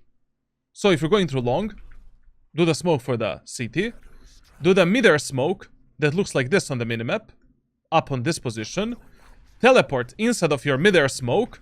As the smoke is falling down, you have 2 options. You can stay on this position, if your teammates are moving in, and they're supporting you, support them from this upper ground, try to get some kills, drop down here, move in with them. Then you can teleport in this corner here. Once your teammates clear that angle, support them on site, take the site control. If your teammates are not moving in, like they're playing really passive, you know, you notice that you teleported alone here, and there's no one following you in, drop in the smoke, take the elbow control. From that point on, you need to see, you know, how the round develops. Maybe you can go into the CT to see if enemies actually notice that you went into elbow, like God knows where they're playing on the site. You can wait to see what your teammates are gonna do. And if you bought a classic pistol with light shield and 2 shrouded steps, if your teammates are way too much, you know, of a pussies, and you think that you're just gonna die there, you always have an escape route. You can just go back and play with your team again. Now, if you're executing ace in a first round, always classic light shield, 2 smokes, 2 shrouded steps. Tell all 5 of your teammates to push through A short, smoke the site with a trilent smoke like this, smoke the truck with this type of a smoke. We cover the tower, we cover the backside. Your job is to do this. As soon as you teleport, bunny hop into the lamps, backstab the enemy in the lamps, take the full lamps control. And if by any chance your teammates already take the lamps and they push the enemies back, you can peek from top of the truck, try to get a kill, drop down and play once again with your allies. Now in this match here, enemies have like 2 pop flash agents. So when we are taking this B long area of the map, we need to be mega careful. Like really, like, you know, you need to take that B long area of the map with full caution. I don't know, tell the Cypher to use aggressive camera, take, you know, when you have paranoia, draw the paranoia for the garden. Like, just make sure that no one is dying from the pop flashes in the B long area of the map. What rank are you in Marvel Rivals? I remember in December you said you were silver with a 100% win rate. Right now I'm Grandmaster 3, but I played only like 70 matches. Like I don't play the game every day. Like, my goal is to get Eternity rank this season, and then I'm gonna start like making content for Marvel Rivals on my second YouTube channel. And also I'm gonna be streaming the game. Why don't you play Rivals? I play it, just that I don't stream it yet. The game is really fun.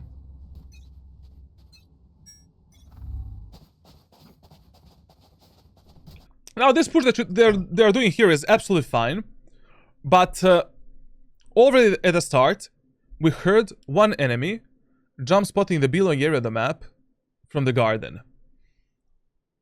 We need to do something with that information. Like, basically, if your teammates don't wanna, you know, give you some utility here to push in, you need to bait the shit out of them. Like, you need someone needs to play anti-flash right here or here. Unfortunately. And if your teammates don't want to move in, fuck it. You can also use this smoke, tell your teammates to play on contact, and slowly take the garden control. This what he is doing. What he is doing right now is a complete suicide. Like, moving in first with a smoke in the hands against this team composition. Like, this is not gonna end up well. Shadows traveling. Cover going. Well, in a bit higher elo lobbies, you would have get fucked, essentially. Like, listen, you should always pre-assume, based on these tips, that enemies are gonna do this stuff. Anyways, like, in this specific round, he had teammates that were willing to run in front of him. Like, you cannot take this type of a risk when you're pushing the belong area of the map. If you got flashed here, it is all over for us. And also, like, slow down a bit in terms of your utility usage. Like, first of all, this CT smoke was great. Amazing. But in the first round, if you want to teleport, you know, if you want to use this mid-air smoke to move in and take the space for your team, you cannot drop it this fast. And also, please, like, make sure that you first clear all of these angles with your gun out, with a proper crosshair placement, and then pull out a paranoia or whatever and, you know, go up. Now, when you're placing this smoke for this mid-air teleport, just look at the minimap, so that you're never missing that smoke. Like, just minimap is your best friend, basically. Like, open the minimap and, you know, dial in that smoke with your movement. Basically, the smoke needs to look exactly like this. Fully covering the elbow. Looks like a proper smoke for elbow, essentially. Like, it doesn't have any leaks, any gaps. And the smoke needs to cover this angle where you want to teleport. Otherwise, you know, what might happen for you is this. Or, in your case, like, the smoke just dropped down. Like, you cannot teleport on this elevated position with some great utility from your teammates, or without this mid-air smoke. I mean, you can do that, but it's just way too much of a risk. Now listen, like, if you perform this teleport, and your teammates are moving in, and you notice that 1 or 2 enemies are on the bomb site, your number 1 and highest priority is always taking the site control before anything else. Like, we see right now, Cypher is on the site. You should immediately drop down and contest that Cypher together with your teammates. And also, when you're playing on this position, try to never be exposed from sight and elbow at the same moment of time. Like, never stand here or here, I don't know. Like, always make sure that this wall is covering you from the elbow. So you only want to fight the enemies on the site, not the enemies in the elbow. From this spot, you're making a decision. Down B. There's no trap. Here. Okay, Jet, you get please. Now, this push that he is doing here, if the numbers were equal, or we were in the numbers advantage, it would be okay. it would be okay. But here, man, like, you know, we're 4 versus 3. We have a numbers advantage. It is the first round. We know that 1 or 2 enemies are in the window. We can just plant the spike and play postplan from, you know, with our teammates. On a raw refrag potential. Like, I will still play in the elbow, probably. And guard the elbow and window at the same time. But, I don't know, we will see how this goes, but... And also, like, remember, like, when you're peeking CT from elbow, when you're doing this type of push, like, before you peek the enemies, either jump spot them, or wait for the contact of your teammates. Like, I mean, if you already don't have a smoke here, wait a bit. You know, wait for the footsteps, wait for your teammates to get the first contact, and then do a surprise peek and try to kill the enemies. And here, since the enemies revealed you, and we know that 1 enemy is in the window, and 2 enemies are CT, you should absolutely play with your teammates. Fuck it. You know, you don't have a surprise potential anymore. You don't know if your teammates are gonna start dying from the window. Guy, your best bet to win this round is simply playing with them. On a raw refrag potential. Especially when you got smoke here, like, you should just run. Like, there's no reason to walk here. Or play slow. Enemies know that you're here. You revealed your location. You know, we're fucked. 1 enemy remaining. Here. I don't know, man, like, look at this. 1 enemy remaining. You saw that guy and heard him shooting from the window. Even if your Cypher dies, this round is won. You have Yoru in long. You have yourself in the elbow. And also, whenever you're playing Omen, I mean any controller, and the spike is planted here or here, and you're playing in the elbow, that's it. Round is yours. You simply use this one way, right here. That's it. Like, enemies are completely fucked. Of course, don't place it like this. Place it in a different way, like a real one way. But that is your win condition. Like, I mean, there's no way for you to support that Cypher at the backside. The guy is basically dead. I mean, you don't have the angle to fight that Reyna. Like, always look at the Valorant like a game of chess. Like, you don't need to take every fight. You don't need to refrag every enemy. Even though the main rule that you follow in Valorant is, like, you always want to play with your most aggressive teammates and teammates that have the highest chances of dying. But if you have some better win condition, your Killjoy has the ultimate. Your Brimstone has a Molotov and ultimate. Your Breach has a Aftershock ultimate flash stun. You're playing with Tejo that has guided salvo, special delivery, ultimate. Your teammate has some very good timing to backstab the remaining enemy or something like that. Just play on that win condition primarily. Like, you basically, whenever you end up in a post-plant in Valorant, you just ask yourself, what is the absolutely best win condition for you to close out that specific round? Right now, like, Reyna doesn't know about Yoru. She knows about you, but you can just bait the shit out of that Reyna and waste her time. We can use the one-way smoke here. A round is ours. Last player standing. Now the round is theirs. And they won the round. Crazy stuff. Now on bind, you know, like, the main rule that you follow on the attacker side is whenever enemies on defense are eco, halberd, or bonus, tell your teammates to do a 5-man push through B long. 5-man push through B long. You use the smoke here, paranoia for elbow, and take the elbow control and the side control. That's it. This strategy in ranked solo queue, you should also perform every single time when you have no idea what to do on the map. And remember that on bind, the worst thing that you can do in the first 5 to 7 rounds on the attacker side is default. Basically, on this map, in ranked solo queue, in the low elo and medium elo lobbies, every single choke point works in the favor of the enemy team.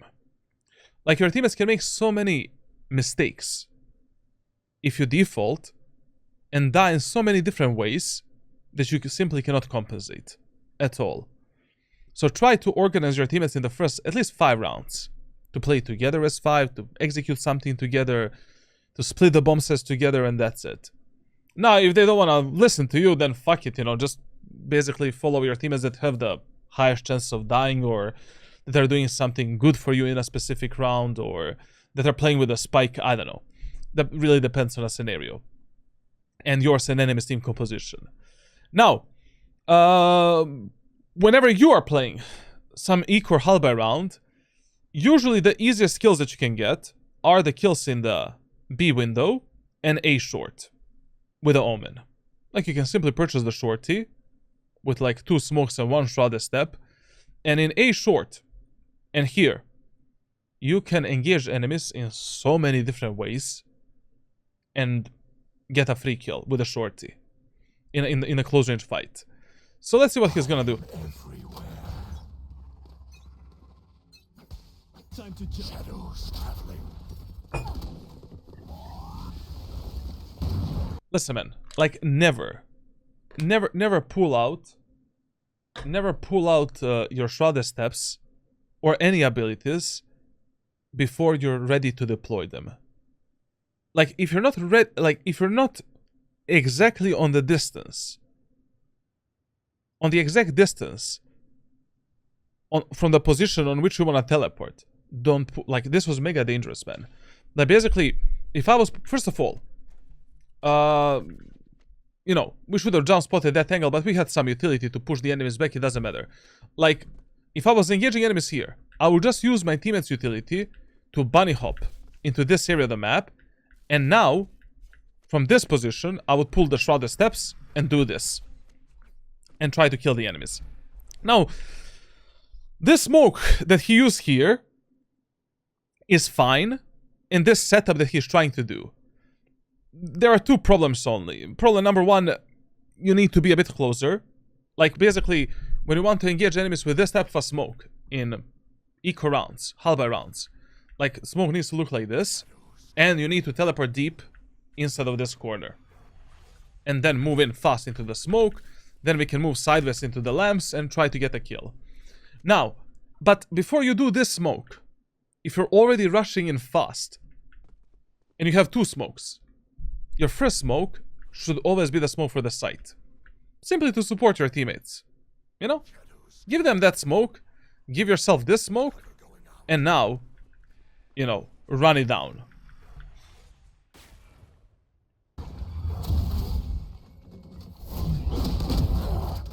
Magically, somehow, like, I don't know how, you know, this is not gonna work.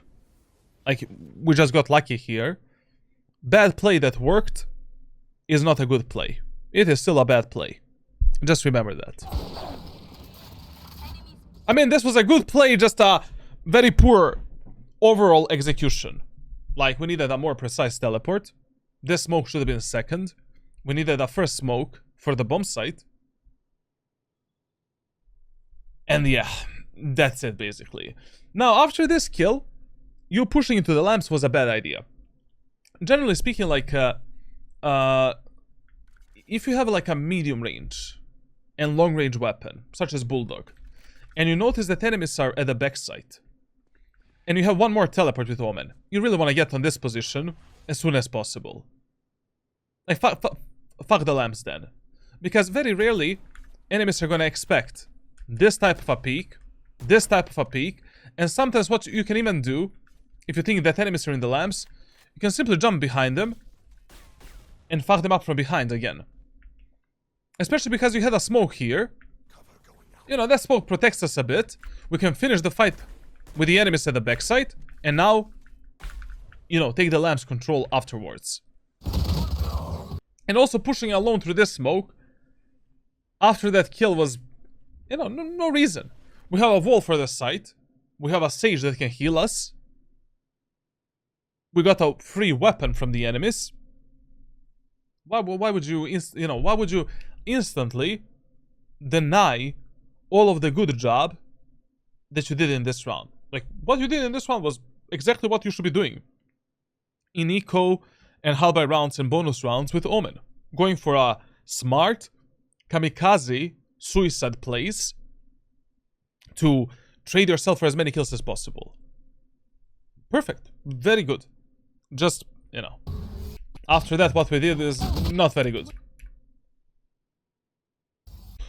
Also, you know, like in the first 4 rounds, like, remember that whenever you switch the sides in Valorant, like, no matter how good your teammates were on defender side, for an example, like, when you switch the sides in the first 4 rounds, once again, you're evaluating your teammates. Like, once again, you need to play a bit more of a smart trading gameplay that is based on a set of protocols until your teammates prove themselves trustworthy. Because a lot of times in ranked solo queue, you will have teammates that perform insanely good on one side, and on the opposite side, they're an absolute piece of shit. So, you know, in the first 4 rounds, value your life a bit more, evaluate your teammates, and then in the 5th round, you can make a decision how you want to play. Do you want to play more aggressive, more passive, solo, together with the team, etc., etc. Now, in this 3rd round, enemies are playing a bonus round. And I told you, like, whenever enemies are bonus, eco halbay, on a defender side of bind, 5-man push through B long is your best friend. Another reason why this strategy is so good is because you're never truly stuck. Like, basically, if you do a 5-man push through B long, we always have a TP to reset ourselves, get a showers control, get a T-spawn control, and then reset the round. And what you can do in some rounds, if you, let's say you perform this type of a strategy 3 times during a match. In the fourth time when you want to do it, you can do a fake. You can send one of your teammates to take the showers control, 4 of you guys in the B long, we fake the B push, teleport, take the A for free. I mean, it's not gonna be for free in ranked solo queue. Like, there's always one guy anchoring the site, but you're not gonna be fighting like 5 enemies, for an example. Now, this teleport that you want to do here is a good teleport. You know, that is the best way how you can engage enemies in the B long area of the map with Omen. Just, I found a better lineup for this. You know, if you want to teleport on top of the bench to peek the enemies from the bench, stand close to this cactus right here, where the barrier is. Aim inside of this brick, inside of the wall, right here. 10 out of 10 times, you're gonna TP. Remember that you're always faster than enemies that are running. The only enemies that are faster than you is Omen that is teleporting there, Neon that is running, Raze that is using satchels, and that's it. And Yoru that teleports, of course. Once you teleport, your crosshair is instantly placed for the enemies here, and you go for a fast, wide swing. And your crosshair is ready primarily for this fight. Let's see how he does this. Coward, run.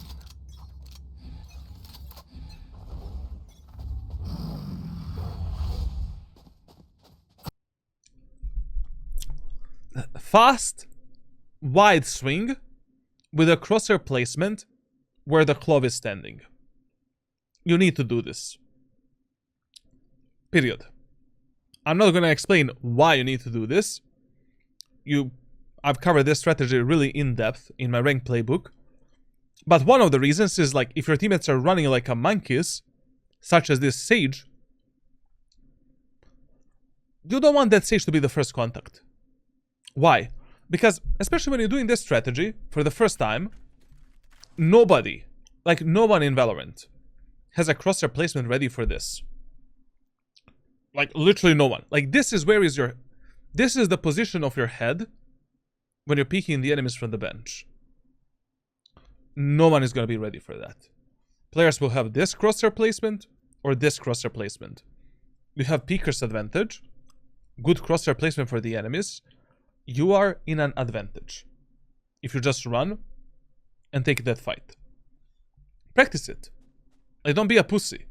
You will die like the first 20, 30, 40, 50 times when you do this type of a peek. But the 51st time, you'll start getting the kills over and over again. And also, like, you know, you don't need to use the teleport for this. If you need to save your teleport, you can just run here, jump, crouch, and clear that same angle. Just be ready to pre-fire or just be ready for the duel with the enemies on that common angle there. Okay, yep, and we'll swim. Spike down B. I mean, solid refray here. Solid, but I really don't think there was a reason for our Sage to die there. Stealing sight. Here. Listen. Whenever you're engaging enemies yourself in the B-long, and you're playing against the flash type of agents, like, don't use the paranoia this early. Like, try to basically reach at least this rock right here before you pop the paranoia for the garden. And then together with the paranoia, clear the garden area of the map. Because the paranoia is gonna expire. If you do this and you're the first one to go in, that paranoia is gonna expire once you reach this position. And, you know, then you did absolutely nothing. I mean, like, it was just a waste, to be honest. If you don't have a teammates that are running down to clear the garden for you. And also, never in your life should you peek the enemies in B-long with a shift like this. In this position here, you're in a huge angle perception disadvantage. If you're peeking the enemies with a shift, enemies will delete you from the bomb site. Like, they will see you much faster than you see them. If they have the operator, there is no chance for you to win that fight. In this case scenario, if they have the outlaw, you're dead because you only have a regen shield and nothing else. So we needed to approach this B-long area of the map in a different way. We were a bit lucky here once again that Reyna did a not really the greatest flash of all time, you know, but how many times are we gonna rely on luck to win the matches and win the rounds in Valorant? I mean, like, and of course this is low elo. Like, I mean, in a few months I expect you to play against some players that have some brain cells, basically. Cover going out. Shadows traveling. Listen, when you're in the middle of the round and you already reveal the enemy's positions, especially the positioning of enemy sentinel player, try to reset the round. Like, try to tell your teammates to regroup somewhere together and to push something together. Like, right now, it really doesn't matter if we end up on A or B, but we should be moving towards the A side. Like, we have 1 minute and 15 seconds to plant a spike. Enemy Cypher is on the B side. Like, your teammates can make more mistakes against the Cypher than against the Deadlock that has the setup on A. Second problem here is, like, I mean, we know that at least 2 enemies are on the B side right now. I think we heard the breach footsteps in elbow, and Cypher is 100% somewhere on site. Just use a TP. Take the A for free, like. But if your teammates start moving in, like this Jet, do your best to support them. And very good that with Omen, you know, you're using your shrouded steps to go through the choke points because you don't want to die from the stupid Cypher tripwires. And this is what you should be doing with Omen like 24/7 anyways.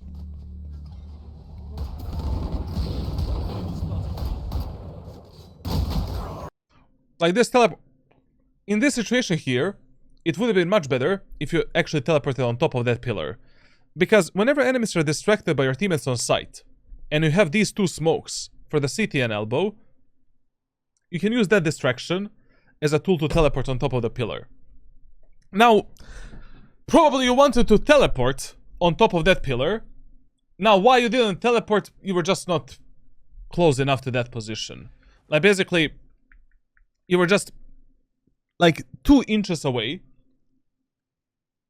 from actually teleporting up there. Which is a bit sad, to be honest. Like, basically, if you just moved I don't know, like 3, 4 footsteps, like 1 footstep forward, you would have teleported up here and, you know, deleted the cipher at the backside, dropped down, and that's it. And anyways, when you teleported and you heard the cipher here, don't go for a, you know, walk peek. Like, whenever you know the enemy's exact location, like, you always want to go for the fast peeks. Fuck that left shift, you know. Don't do this, bro. Like, release the shift and go for a fast crouch peek. Go for the 2-step mechanic. Go for a wide swing. Go for the jiggle peek. Like, what was this? Like, snail peek, bro. Like. And of course, once again, like, in the private messages, like through the private messages, I'll explain one more time what type of training I want you to do and what type of training I need you to do. Like, your crosshair placement needs to get much better. Your fundamentals need to get much better. The original training that I share with you is far more important right now than playing any ranked games at this moment of time. Like, if you continue playing, like, you know, like last act you played, like, what? My guy played, like, 300 hours of Valorant. Yes, I mean, like, when you play ranked, of course, you improve naturally, like, you know, you gain confidence and stuff like that. But if you're not hyper-focusing your problems, and you're repeating the same mistakes over and over again, you will never, like, you might improve by the sheer, you know, probability, but the problem is, like, your improvement rate is gonna be mega slow.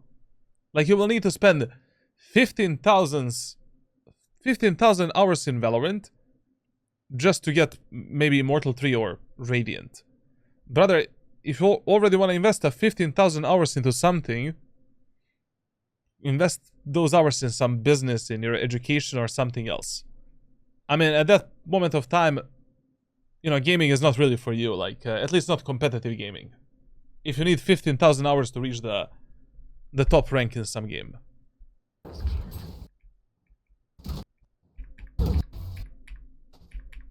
I mean, even if you want to prove something to yourself, fuck that shit, waste of time. On my mark. Prove to yourself that you can make a business that makes like $1 million per month. I think that's better. Now, in this next round, we're once again on eco. Sure, pushing A site as a 5-man push, not a bad idea. Especially because the last time when we pushed A site, we noticed that enemies were playing super passively. Like, enemies had one guy backside and one guy in the lamps. So, sure, we can try to repeat maybe the same strategy or similar strategy to kill the guy in the lamps and take the side control. Now, in this round, you know, if I showcase to enemies, like, this one strategy, like, I will try not to showcase to my enemies that type of strategy again in the next 3 to 4 rounds. So what I'm trying to say is that, you know, if I do this setup where I do the smoke here with this TP, I'm not gonna do that at least for the next 3, 4, 5 rounds,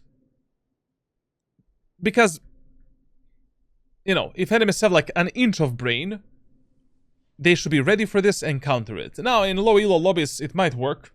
I don't know, like, you know, these players don't know how to adapt. They don't know what they're doing. So what I would try to do in this round is, with this Stinger and Light Shield that he bought, I would do the same play just this time, I'm not gonna use a smoke here. Because I have a stinger. Like, I will basically do a smoke here. Smoke on top of the truck, which is our default smoke setup for the B set of bind. Paranoid the enemies in the lamps, and TP with the paranoia. Take this position with the stinger, and now, you know, we can take the lamps control with the stinger, try to kill one guy here, maybe guy here, and then play with our allies on the site.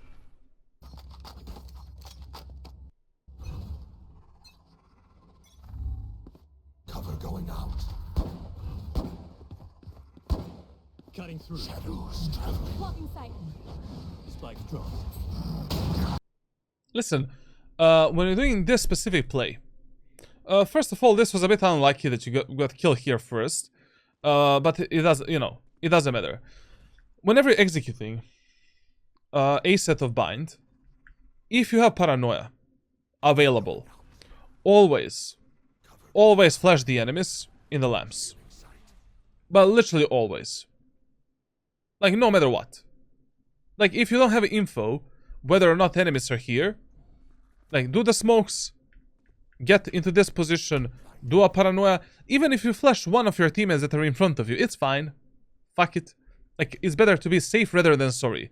Anyways, when you do this, or when you do this, you're already taking the space for your team yourself, and you're doing something useful. So, and also, when you're doing this teleport on top of the truck, you really don't want to do this. Like, there are only two ways how you should be teleporting on top of the truck. From top of this position, like this, or by using the fake teleport, like this. I mean, I missed it, but you get the point. Like that. You don't want to be exposed from the lamps. Like, you don't want the guys in the lamps to see you almost at all.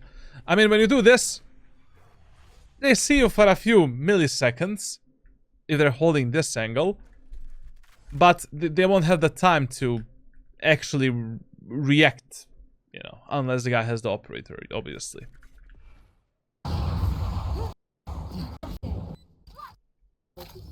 Okay, we actually won that round. I will be their nightmare. Generally speaking, you know, like, in these low elo lobbies, when enemies have 2 sentinels, usually the best idea is to lead your teammates towards the sentinel that is the lesser evil, you know. Like, in silver, gold, platinum, like, your teammates are gonna have a bit better time fighting against the deadlock rather than fighting against the cipher. So if your A executes on bind are working and deadlock is playing on A site, just keep going A, you know. We can create that fake pattern of pushing where, you know, like, right now, since we notice that enemies are weak on A site, let's push A site 2 more rounds, and then in a 4th round we can maybe fake B and go A, for an example. CHARLATAN, I need coaching on girls, give me a PhD. Brother, like, I think, like, if I had a time machine, like, if I can go back in time, like, I would make sure that I don't get in a relationship, serious relationship, until I'm 27, 28. Like, that is such a waste of time in life. Like, I mean, serious relationships. Like, 27, 28, you know, like, I'll be working on myself, developing, like, 5 different businesses, instead of wasting my time on stupid shit, to be honest. Like, that's the best advice I can give you. Like, until you're 27, 28, as a man, work on yourself, go to the gym, read the fucking books. You don't need to do that. Figure out what works for you, what doesn't work for you. Develop yourself mentally as well. Don't be a fucking pussy. And try to not end up in a loop of a 9-to-5 job. You know, try to... Everyone is good at something. I don't know, like... I never met a person that is bad at everything. Actually, they do exist, but, you know, very rarely.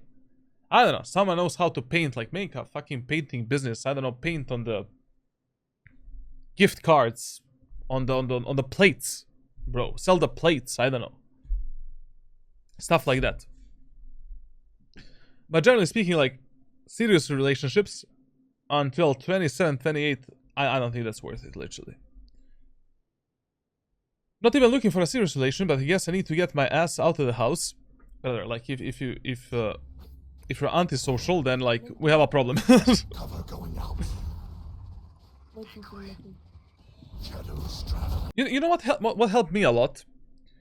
I always put myself outside of my comfort zone. Like, I always put myself outside of my... I put myself in so many embarrassing situations in life. Like, literally, situations where someone would literally kill themselves in-game if they were into. And the more you experience these type of situations and scenarios, the more confident you become. And confidence is the key. Like, confidence and speechcraft are two strongest weapons. Same as in Valorant, of course. You know, in Valorant, confidence is mega important, like, if you want to get Radiant. Relationships sometimes do give development arcs, to be honest. Absolutely, absolutely. Absolutely. How much for life coach?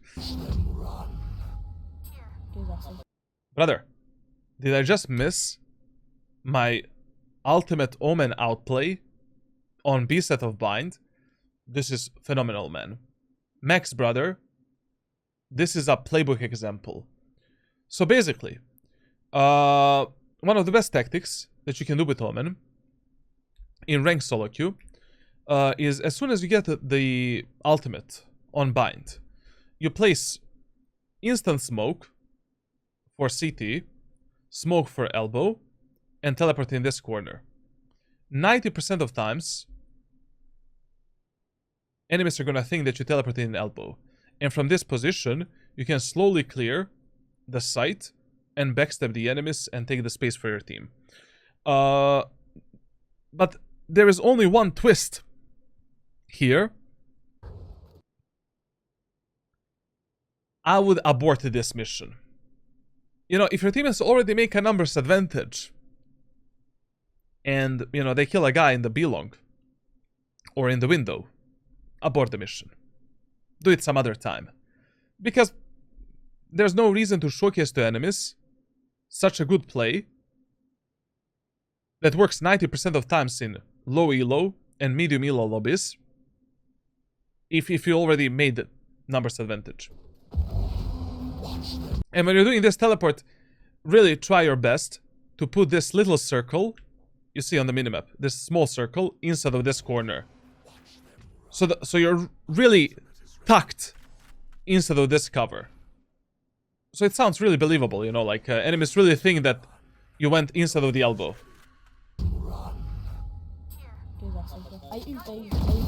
No more meddling. Oh no. My ultimate is ready. Vamonos! Careful.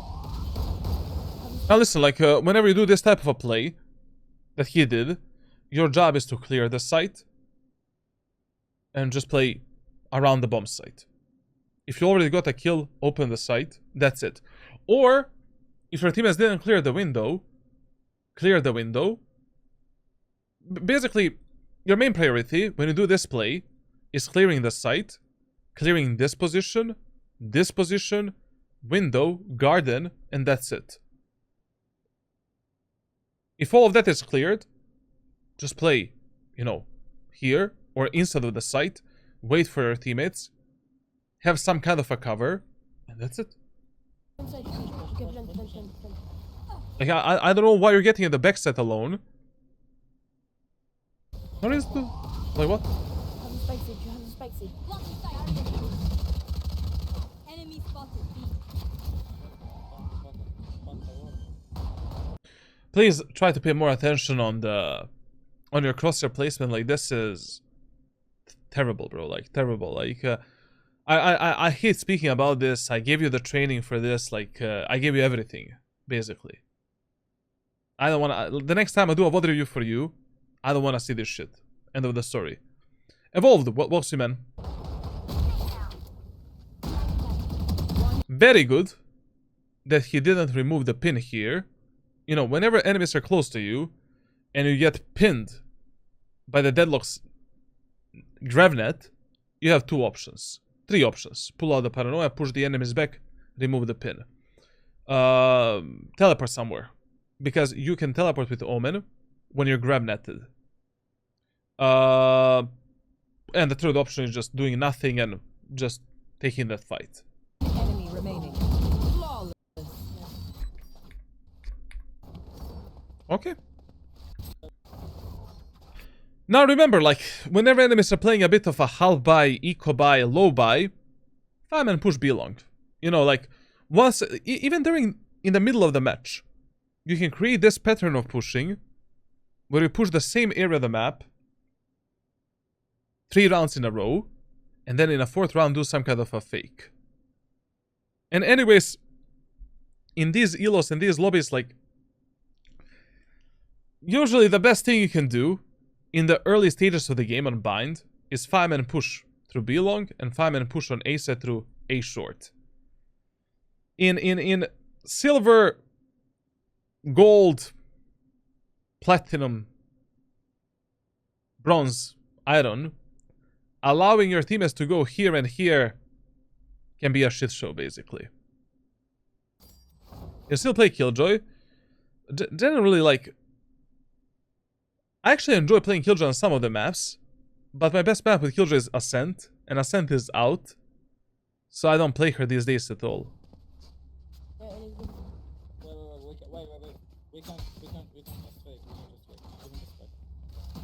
I believe Killjoy Cypher is viable in around gold, platinum, elo. Personally, I wouldn't recommend even my worst enemy to play Killjoy and Cypher in low elo.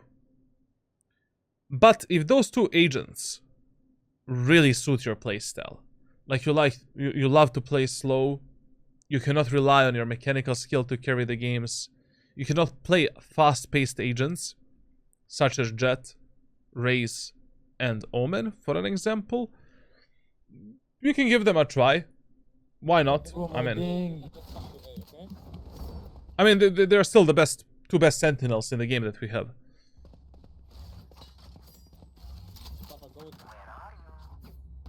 Best agent for Platinum, Jet, Raze, and Omen. Jet, Raze, Omen, Phoenix, Gecko, Chamber. Please, Max, brother, if we're not doing anything, you know, let's place our crosshair for that A short peak. Okay. Oh my god. But what was the plan here? Let's go this. What he said?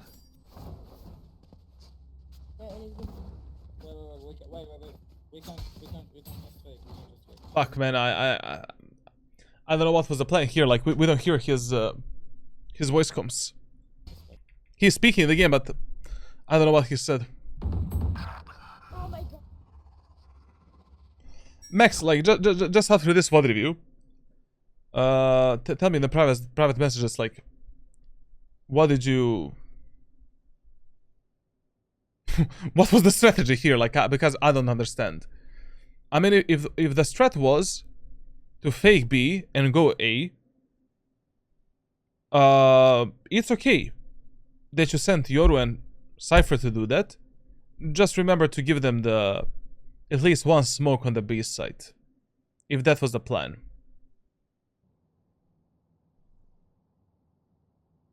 Oh my god.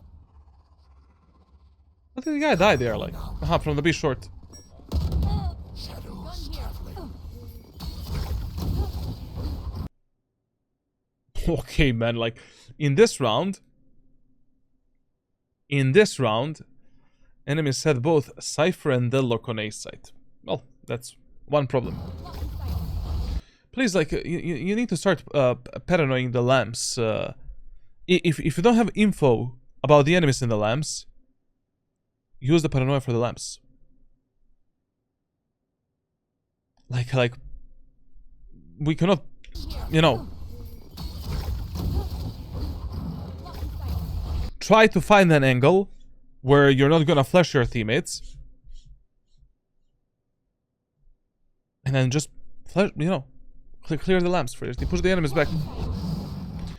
This teleport here that you did is an absolute suicide. First of all, there is no reason to use this teleport. We are 4 versus 4. Our Sage has a revive. Why the fuck are you here? Second of all, when you're taking the A site control, your number one priority on A site is always taking the front side first, lamps, and then everything else. Very rarely you should do this type of a teleport play. Most of the times, when you want to use, when you want to do what he did here, is if you are in some economy disadvantage, and you think you can outplay the enemies that are playing here, or you're in the numbers disadvantage and you need to make some kind of a play to outplay enemies. And when you're teleporting from this smoke, you always want to teleport instead of the bench right here or on top of this position. But most of the times, like, it should be this teleport. This TP that he did, I mean, right now an enemy can be in the showers, tower, backside, like, I mean. And also, how you engage the enemies here is also a huge problem. As soon as you did this teleport, we needed to flick left and right to check the showers, to check the bench, to check the backside. Like, you needed to do this, and then slowly take the backside control, clearing this, and now engaging enemies that are in the lamps.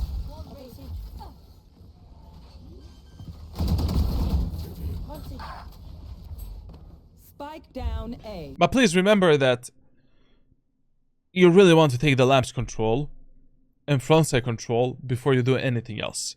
If the numbers are equal and you're not in some kind of a disadvantage. You have it, Omen. Go in your left. Gun In here. your left. Omen. One enemy remaining. Okay.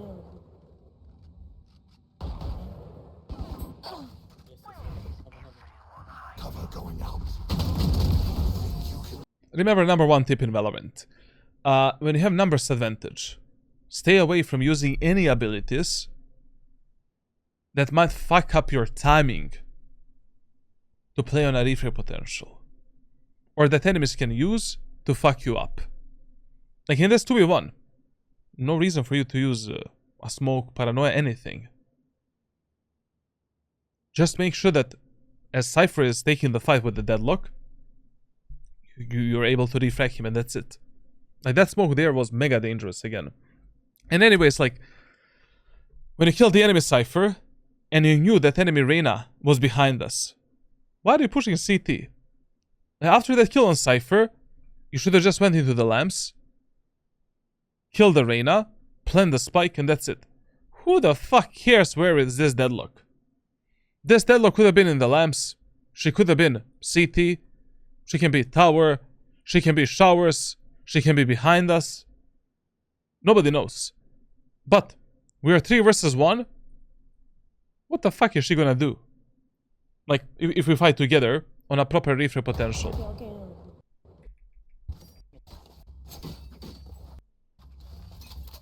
Now listen, like, when you're taking B long, if you didn't teleport on top of the bench for a very long time, do it. Like, you can do a TP on the bench at least 3 or 4 times during your match. It's totally fine. Especially if you notice that your teammates want to play super fast and they're just swinging the B long area of the map, you know, without any jump spotting or without any utility. Do you think Yori is viable in low elo? The problem with Yoru and low with Yoru is that with Yoru you really need a very good game knowledge and a game sense and awareness. And another problem with Yoru in low elo is you cannot really outplay the enemies that don't know what the fuck they're doing, you know? Please teleport on the bench.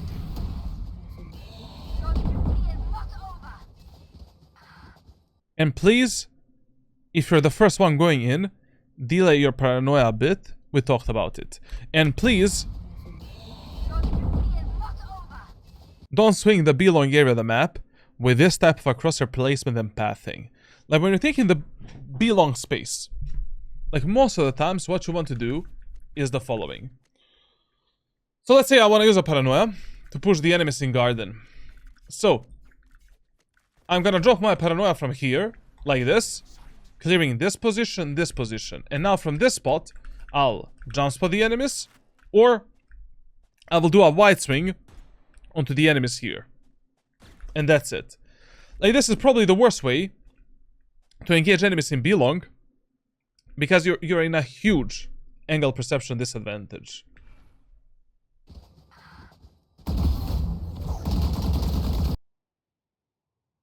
Now, I don't know, did we forget that Reyna was garden? Is Reyna still garden? Like what? Ah, she went back, okay. Ooh.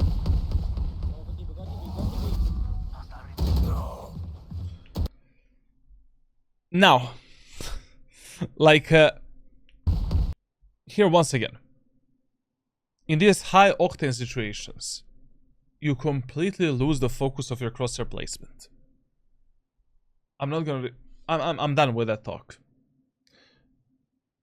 Now, when it comes to dodging these type of flashes,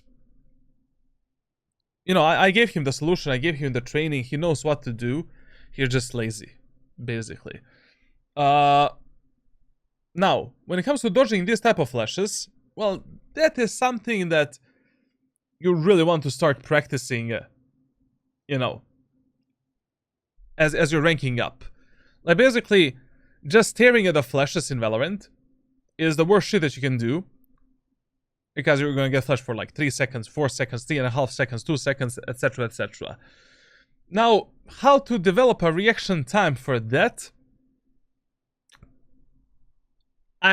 You know, when I'm coaching my private students that are lacking this mechanic, I just spend like, you know, a few hours in a custom server with them, flashing them on different positions and engaging them in a different way.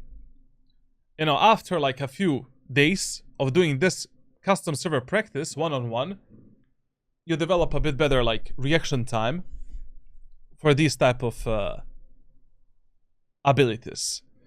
Now, I don't know how you can do that alone.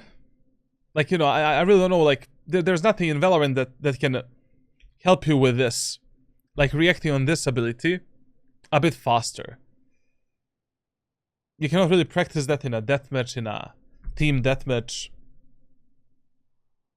In the game, like, I mean, you can just be conscious about it, but I don't know. Like, the only practice I know for this is that custom server practice that I do with my private students, like, occasion, you know, on a daily basis, but otherwise, like, I don't know how to prepare you for this shit.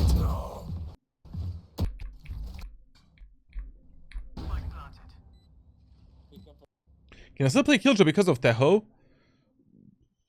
Yeah. I mean, he is a strong counter for Killjoy. But generally speaking, like, Teho is very, very underwhelming in ranked solo queue. Like, he is, like, below Breach and Gecko.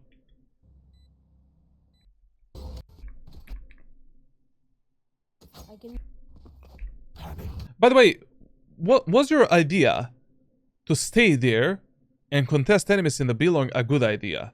Actually, that was a good play.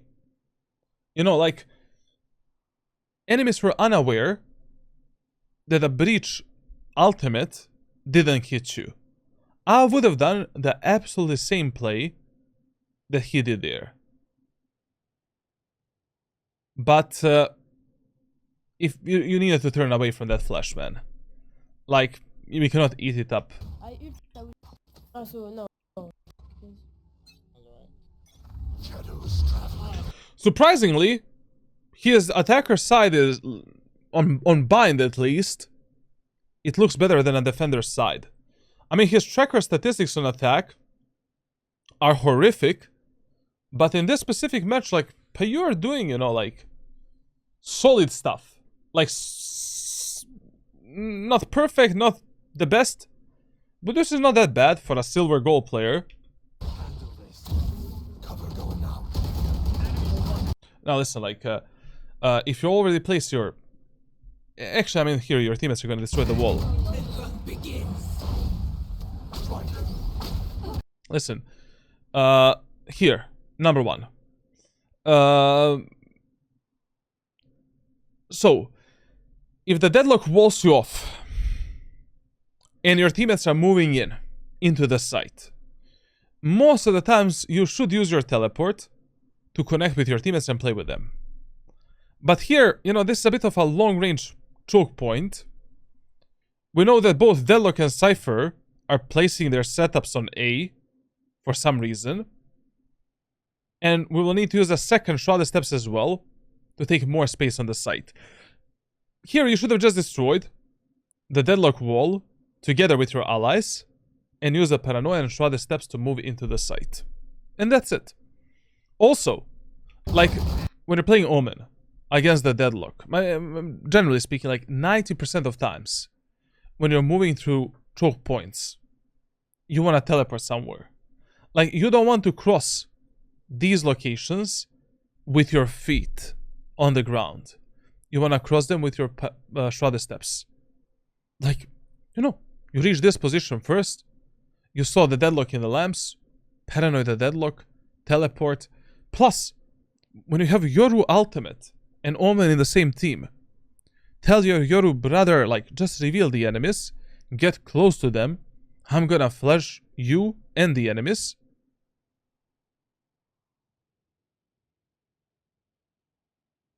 Like, just, you know, just like, take easy kills.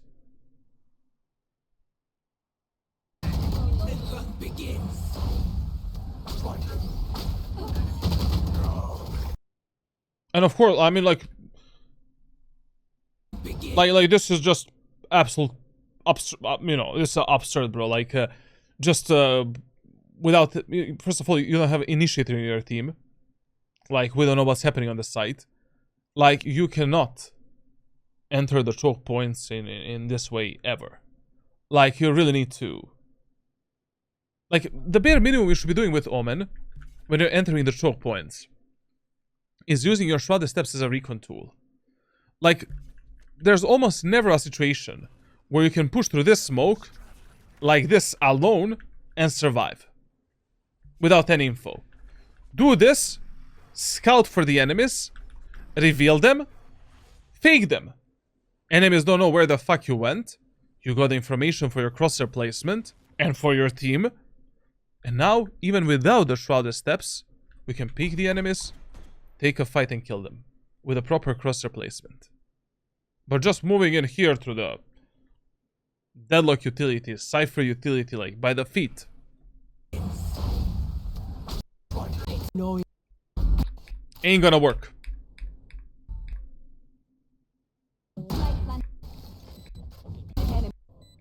That was a long round. It's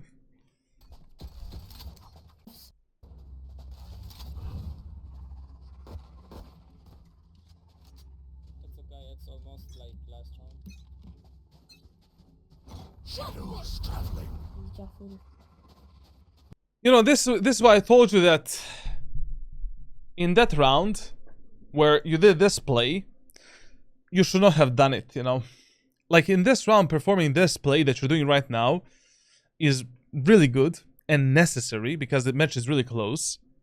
But you should have aborted the mission in that 5th round of the attacker's side when we got a kill on the enemy jet. Shadows One enemy Reyna. Now, I don't know if this is gonna work, because enemies already saw you doing this strategy 5 rounds ago. Watch them run. Headshot. Very nice. Okay. Another thing that you need to work on, the thing for which you got that training as well, the last time I did a VOD review for you, is your awareness and reading the enemies. I mean, this whole match, enemies always played. Not always, but most of the times. They played 3 players on the A side. Now, here, personally, if I saw a deadlock wall there, and we got 2 kills on B, insta focus is CT.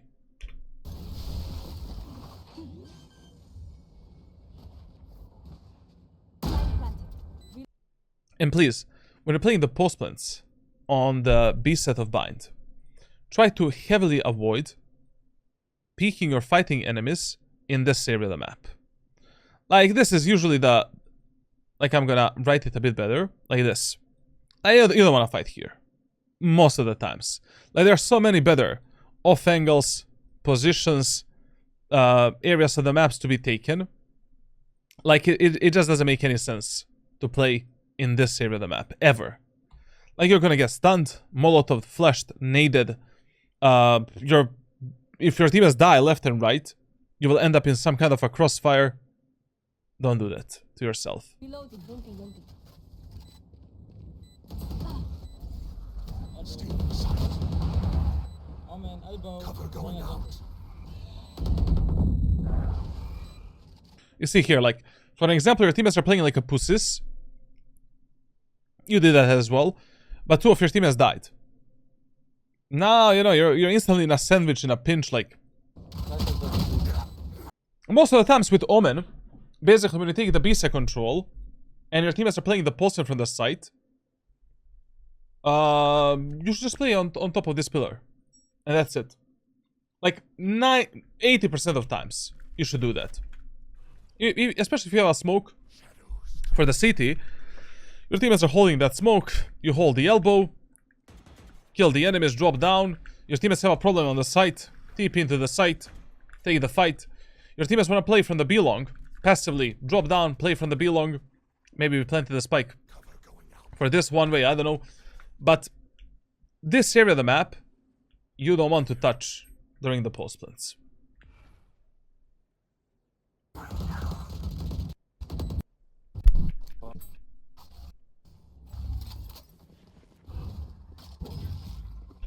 I need to give you one more tip. In Valorant, ranked solo queue, when your teammates are rushing like gorillas, and they are not clearing the angles properly, so they are not jiggle picking the angles, jump spotting the angle, they're just swinging everything, and they're not using the proper utility to clear the angles. Like Cypher is not using his camera, we don't have an initiator, so we cannot clear these main areas of the map properly. Before you use any abilities, run in front of your teammates, jump spot that main area of the map to reveal the enemies, and then start using your abilities. Otherwise, your teammates might do this. A chamber is here with operator, bum. Jet is here with bum. One guy is taking this angle. I mean, anyways, you cannot jump spot that, but you get the point. And here, you know, based on the sound of your teammates, and, you know, how they played the previous rounds, in this match you have teammates that are aggressive and okay. Like, if you already have aggressive teammates, like, you need to place your utility a bit faster. Like, basically here, I don't know why you aborted the mission, and why you didn't place your smokes for your team. Unfortunately, in these, like, low elo lobbies, like, you need to think 3 steps ahead. Like, before your teammates even make a move, you need to, like place your utility just as a precaution. Sometimes. What is that? Enemy spotted. A. Cover going out. Here.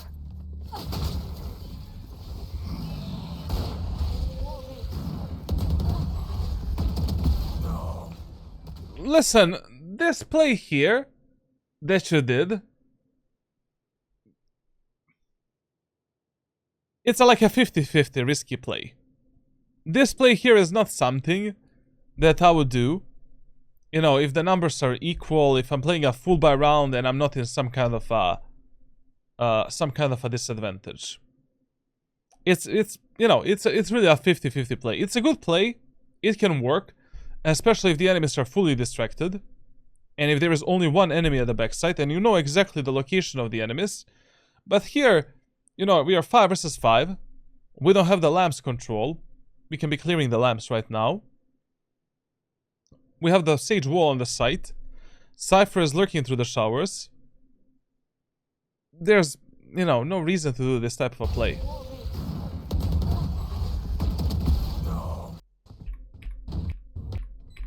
I don't know, I just feel that when you're pushing the ace side of bind, you need to put more focus on the lamps. And taking the lamps control. Like paranoing the lamps. Taking that area of the map with a shorty, bucky, judge, whatever, like Vandal Phantom. Together with your teammates. And then, once we take the front side and lamps, then we focus on the back side and everything else. Bro, just implement that current song command, please. For some reason, it doesn't work for me. I tried it, like, it doesn't work on my channel.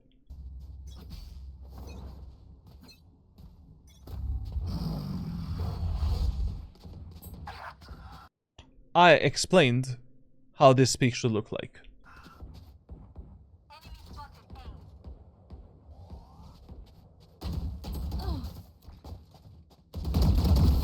I mean, listen, man, like, if one of your teammates dies in B short, like this, no matter what you're doing at that moment of time in B long, you need to turn your focus onto B short.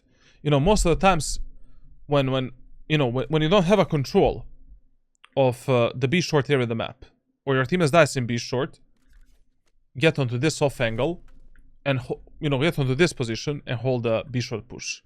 If your teammates get a fight in the B long, you can drop down and fight, or just do this, you know, like ride the bench.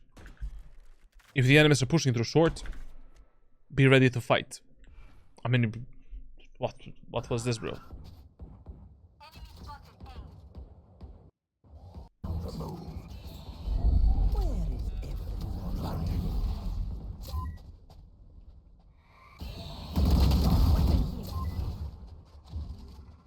Shadows traveling. Cover going out. Plant the spike. Listen, like, if you already have the information that enemies are not here, and your jet is dashing in, your sage is pushing in like a gorilla. Another execute that is great for Omen players is teleporting in this corner, right here. From that corner, you're instantly ready to support your teammates on site and to push the enemies together with them. You don't need to use this as your main execute. Now, hopefully we're not gonna die alone and play alone. We're gonna play on a refrag potential with our teammates on the bomb site. Okay, well, they won the round. Shadows traveling. You know, this outplay strategy that you're doing here, doing it 2 times during a match is fine. But the 3rd time is already too much. It's too much. Like, 2 times it can work, but the 3rd time enemies need to be mega fucking bad. And the 3rd time, maybe you can just use your ultimate as a recon tool to pressure the enemies and reveal them. Cover going out. Watch them run. You know, like that deadlock immediately knew what you were doing because, you know, both Cypher and Deadlock, you killed Cypher and Deadlock in the previous round by using this strategy. Like, at some point, enemies are gonna start figuring out things. Generally speaking, like in Valorant, when you're performing the plays over and over again, the best piece of advice I can give you is the following. When you perform one play 2 times during a match, or 2 times in a row, usually the best idea is the third time when you want to do something to either do some kind of a fake or to do some other strategy, essentially. Even if that strategy worked 2 times in a row. Because, no, you know, you cannot risk that much, and you cannot gamble that much that enemies are full-on brain dead. You know. And, you know, LSD rule, essentially. You know, the first time when something works or doesn't work, it can be a lot of different factors. Second time, also a lot of different factors. But the third and fourth time, you need to make some micro changes. Like, for example, okay, we can make the enemies believe we're doing the same thing, but maybe right now we can teleport, like, you know, I don't know, like on bind, you cannot adapt this strategy in any other way. You either teleport elbow or on the site. And teleporting the elbow is almost never worth it and never good.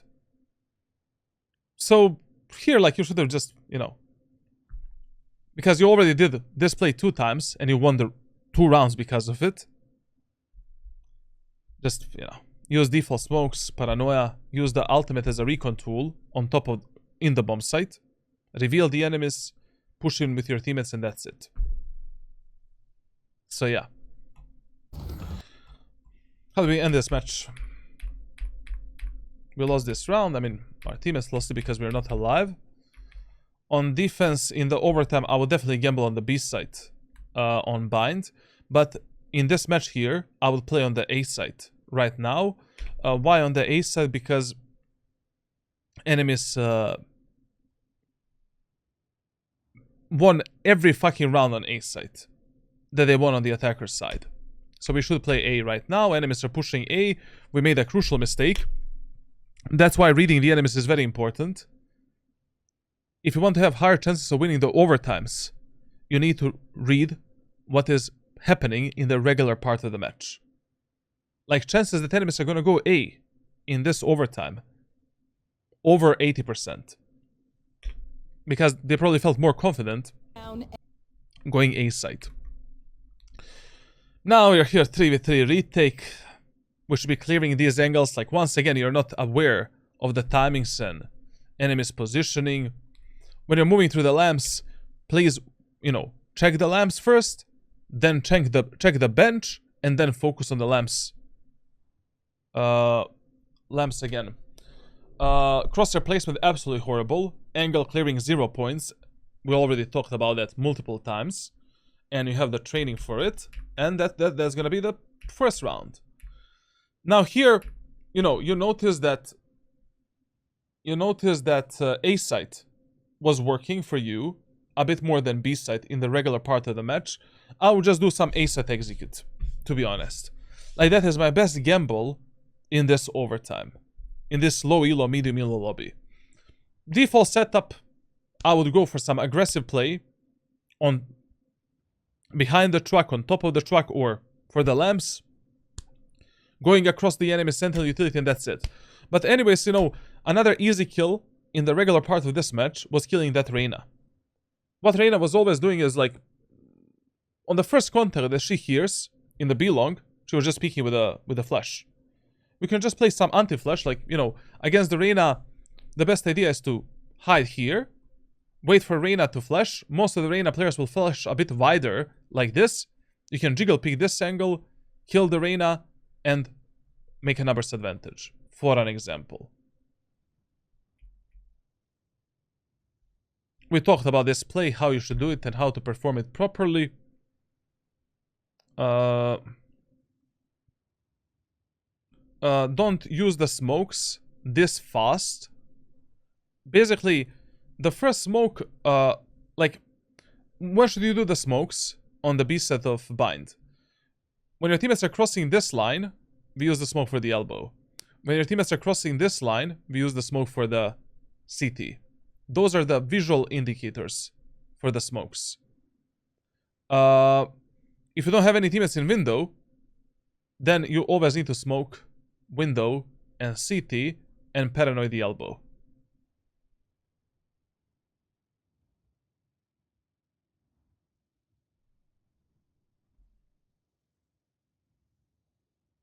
Okay. Okay, Max, listen. So, you have a lot of time to play Valorant. Like, based on your playtime in the previous act, you played a lot of ranked matches. Like, in the private messages, I will hit you up again. And I will explain in depth what you should do every single day. What type of training you should do. What should be your focus in your ranked matches. And on which specific problems to work on. First, obviously, like, we're gonna tackle your fundamentals with some basic trainings. But we also need to tackle some other advanced shit. Like, I don't think, as I said at the start of this VOD review, I don't think that it's the Omen the one that is stopping you. Like, it really doesn't matter which agent you're playing right now. Your Omen utility usage is actually surprisingly good, it's okay. But some of these peaks, angle clearings, timings, team play, like 0 points, man. 0 points. We'll have some serious talk through private messages, like, and we're gonna deal with this privately, because we need to have like a deeper talk than just what I've seen here. Okay, for all of you guys that are watching this on YouTube, like, leave a like, leave a comment, subscribe to my YouTube channel, join my Discord for private coaching and for ranked playbook, and I don't know, like, to join the giveaways and custom games and stuff like that. Tune into my daily streams, and yeah, like, I'll see you in the next, you know, VOD review video, whatever. Thank you for watching.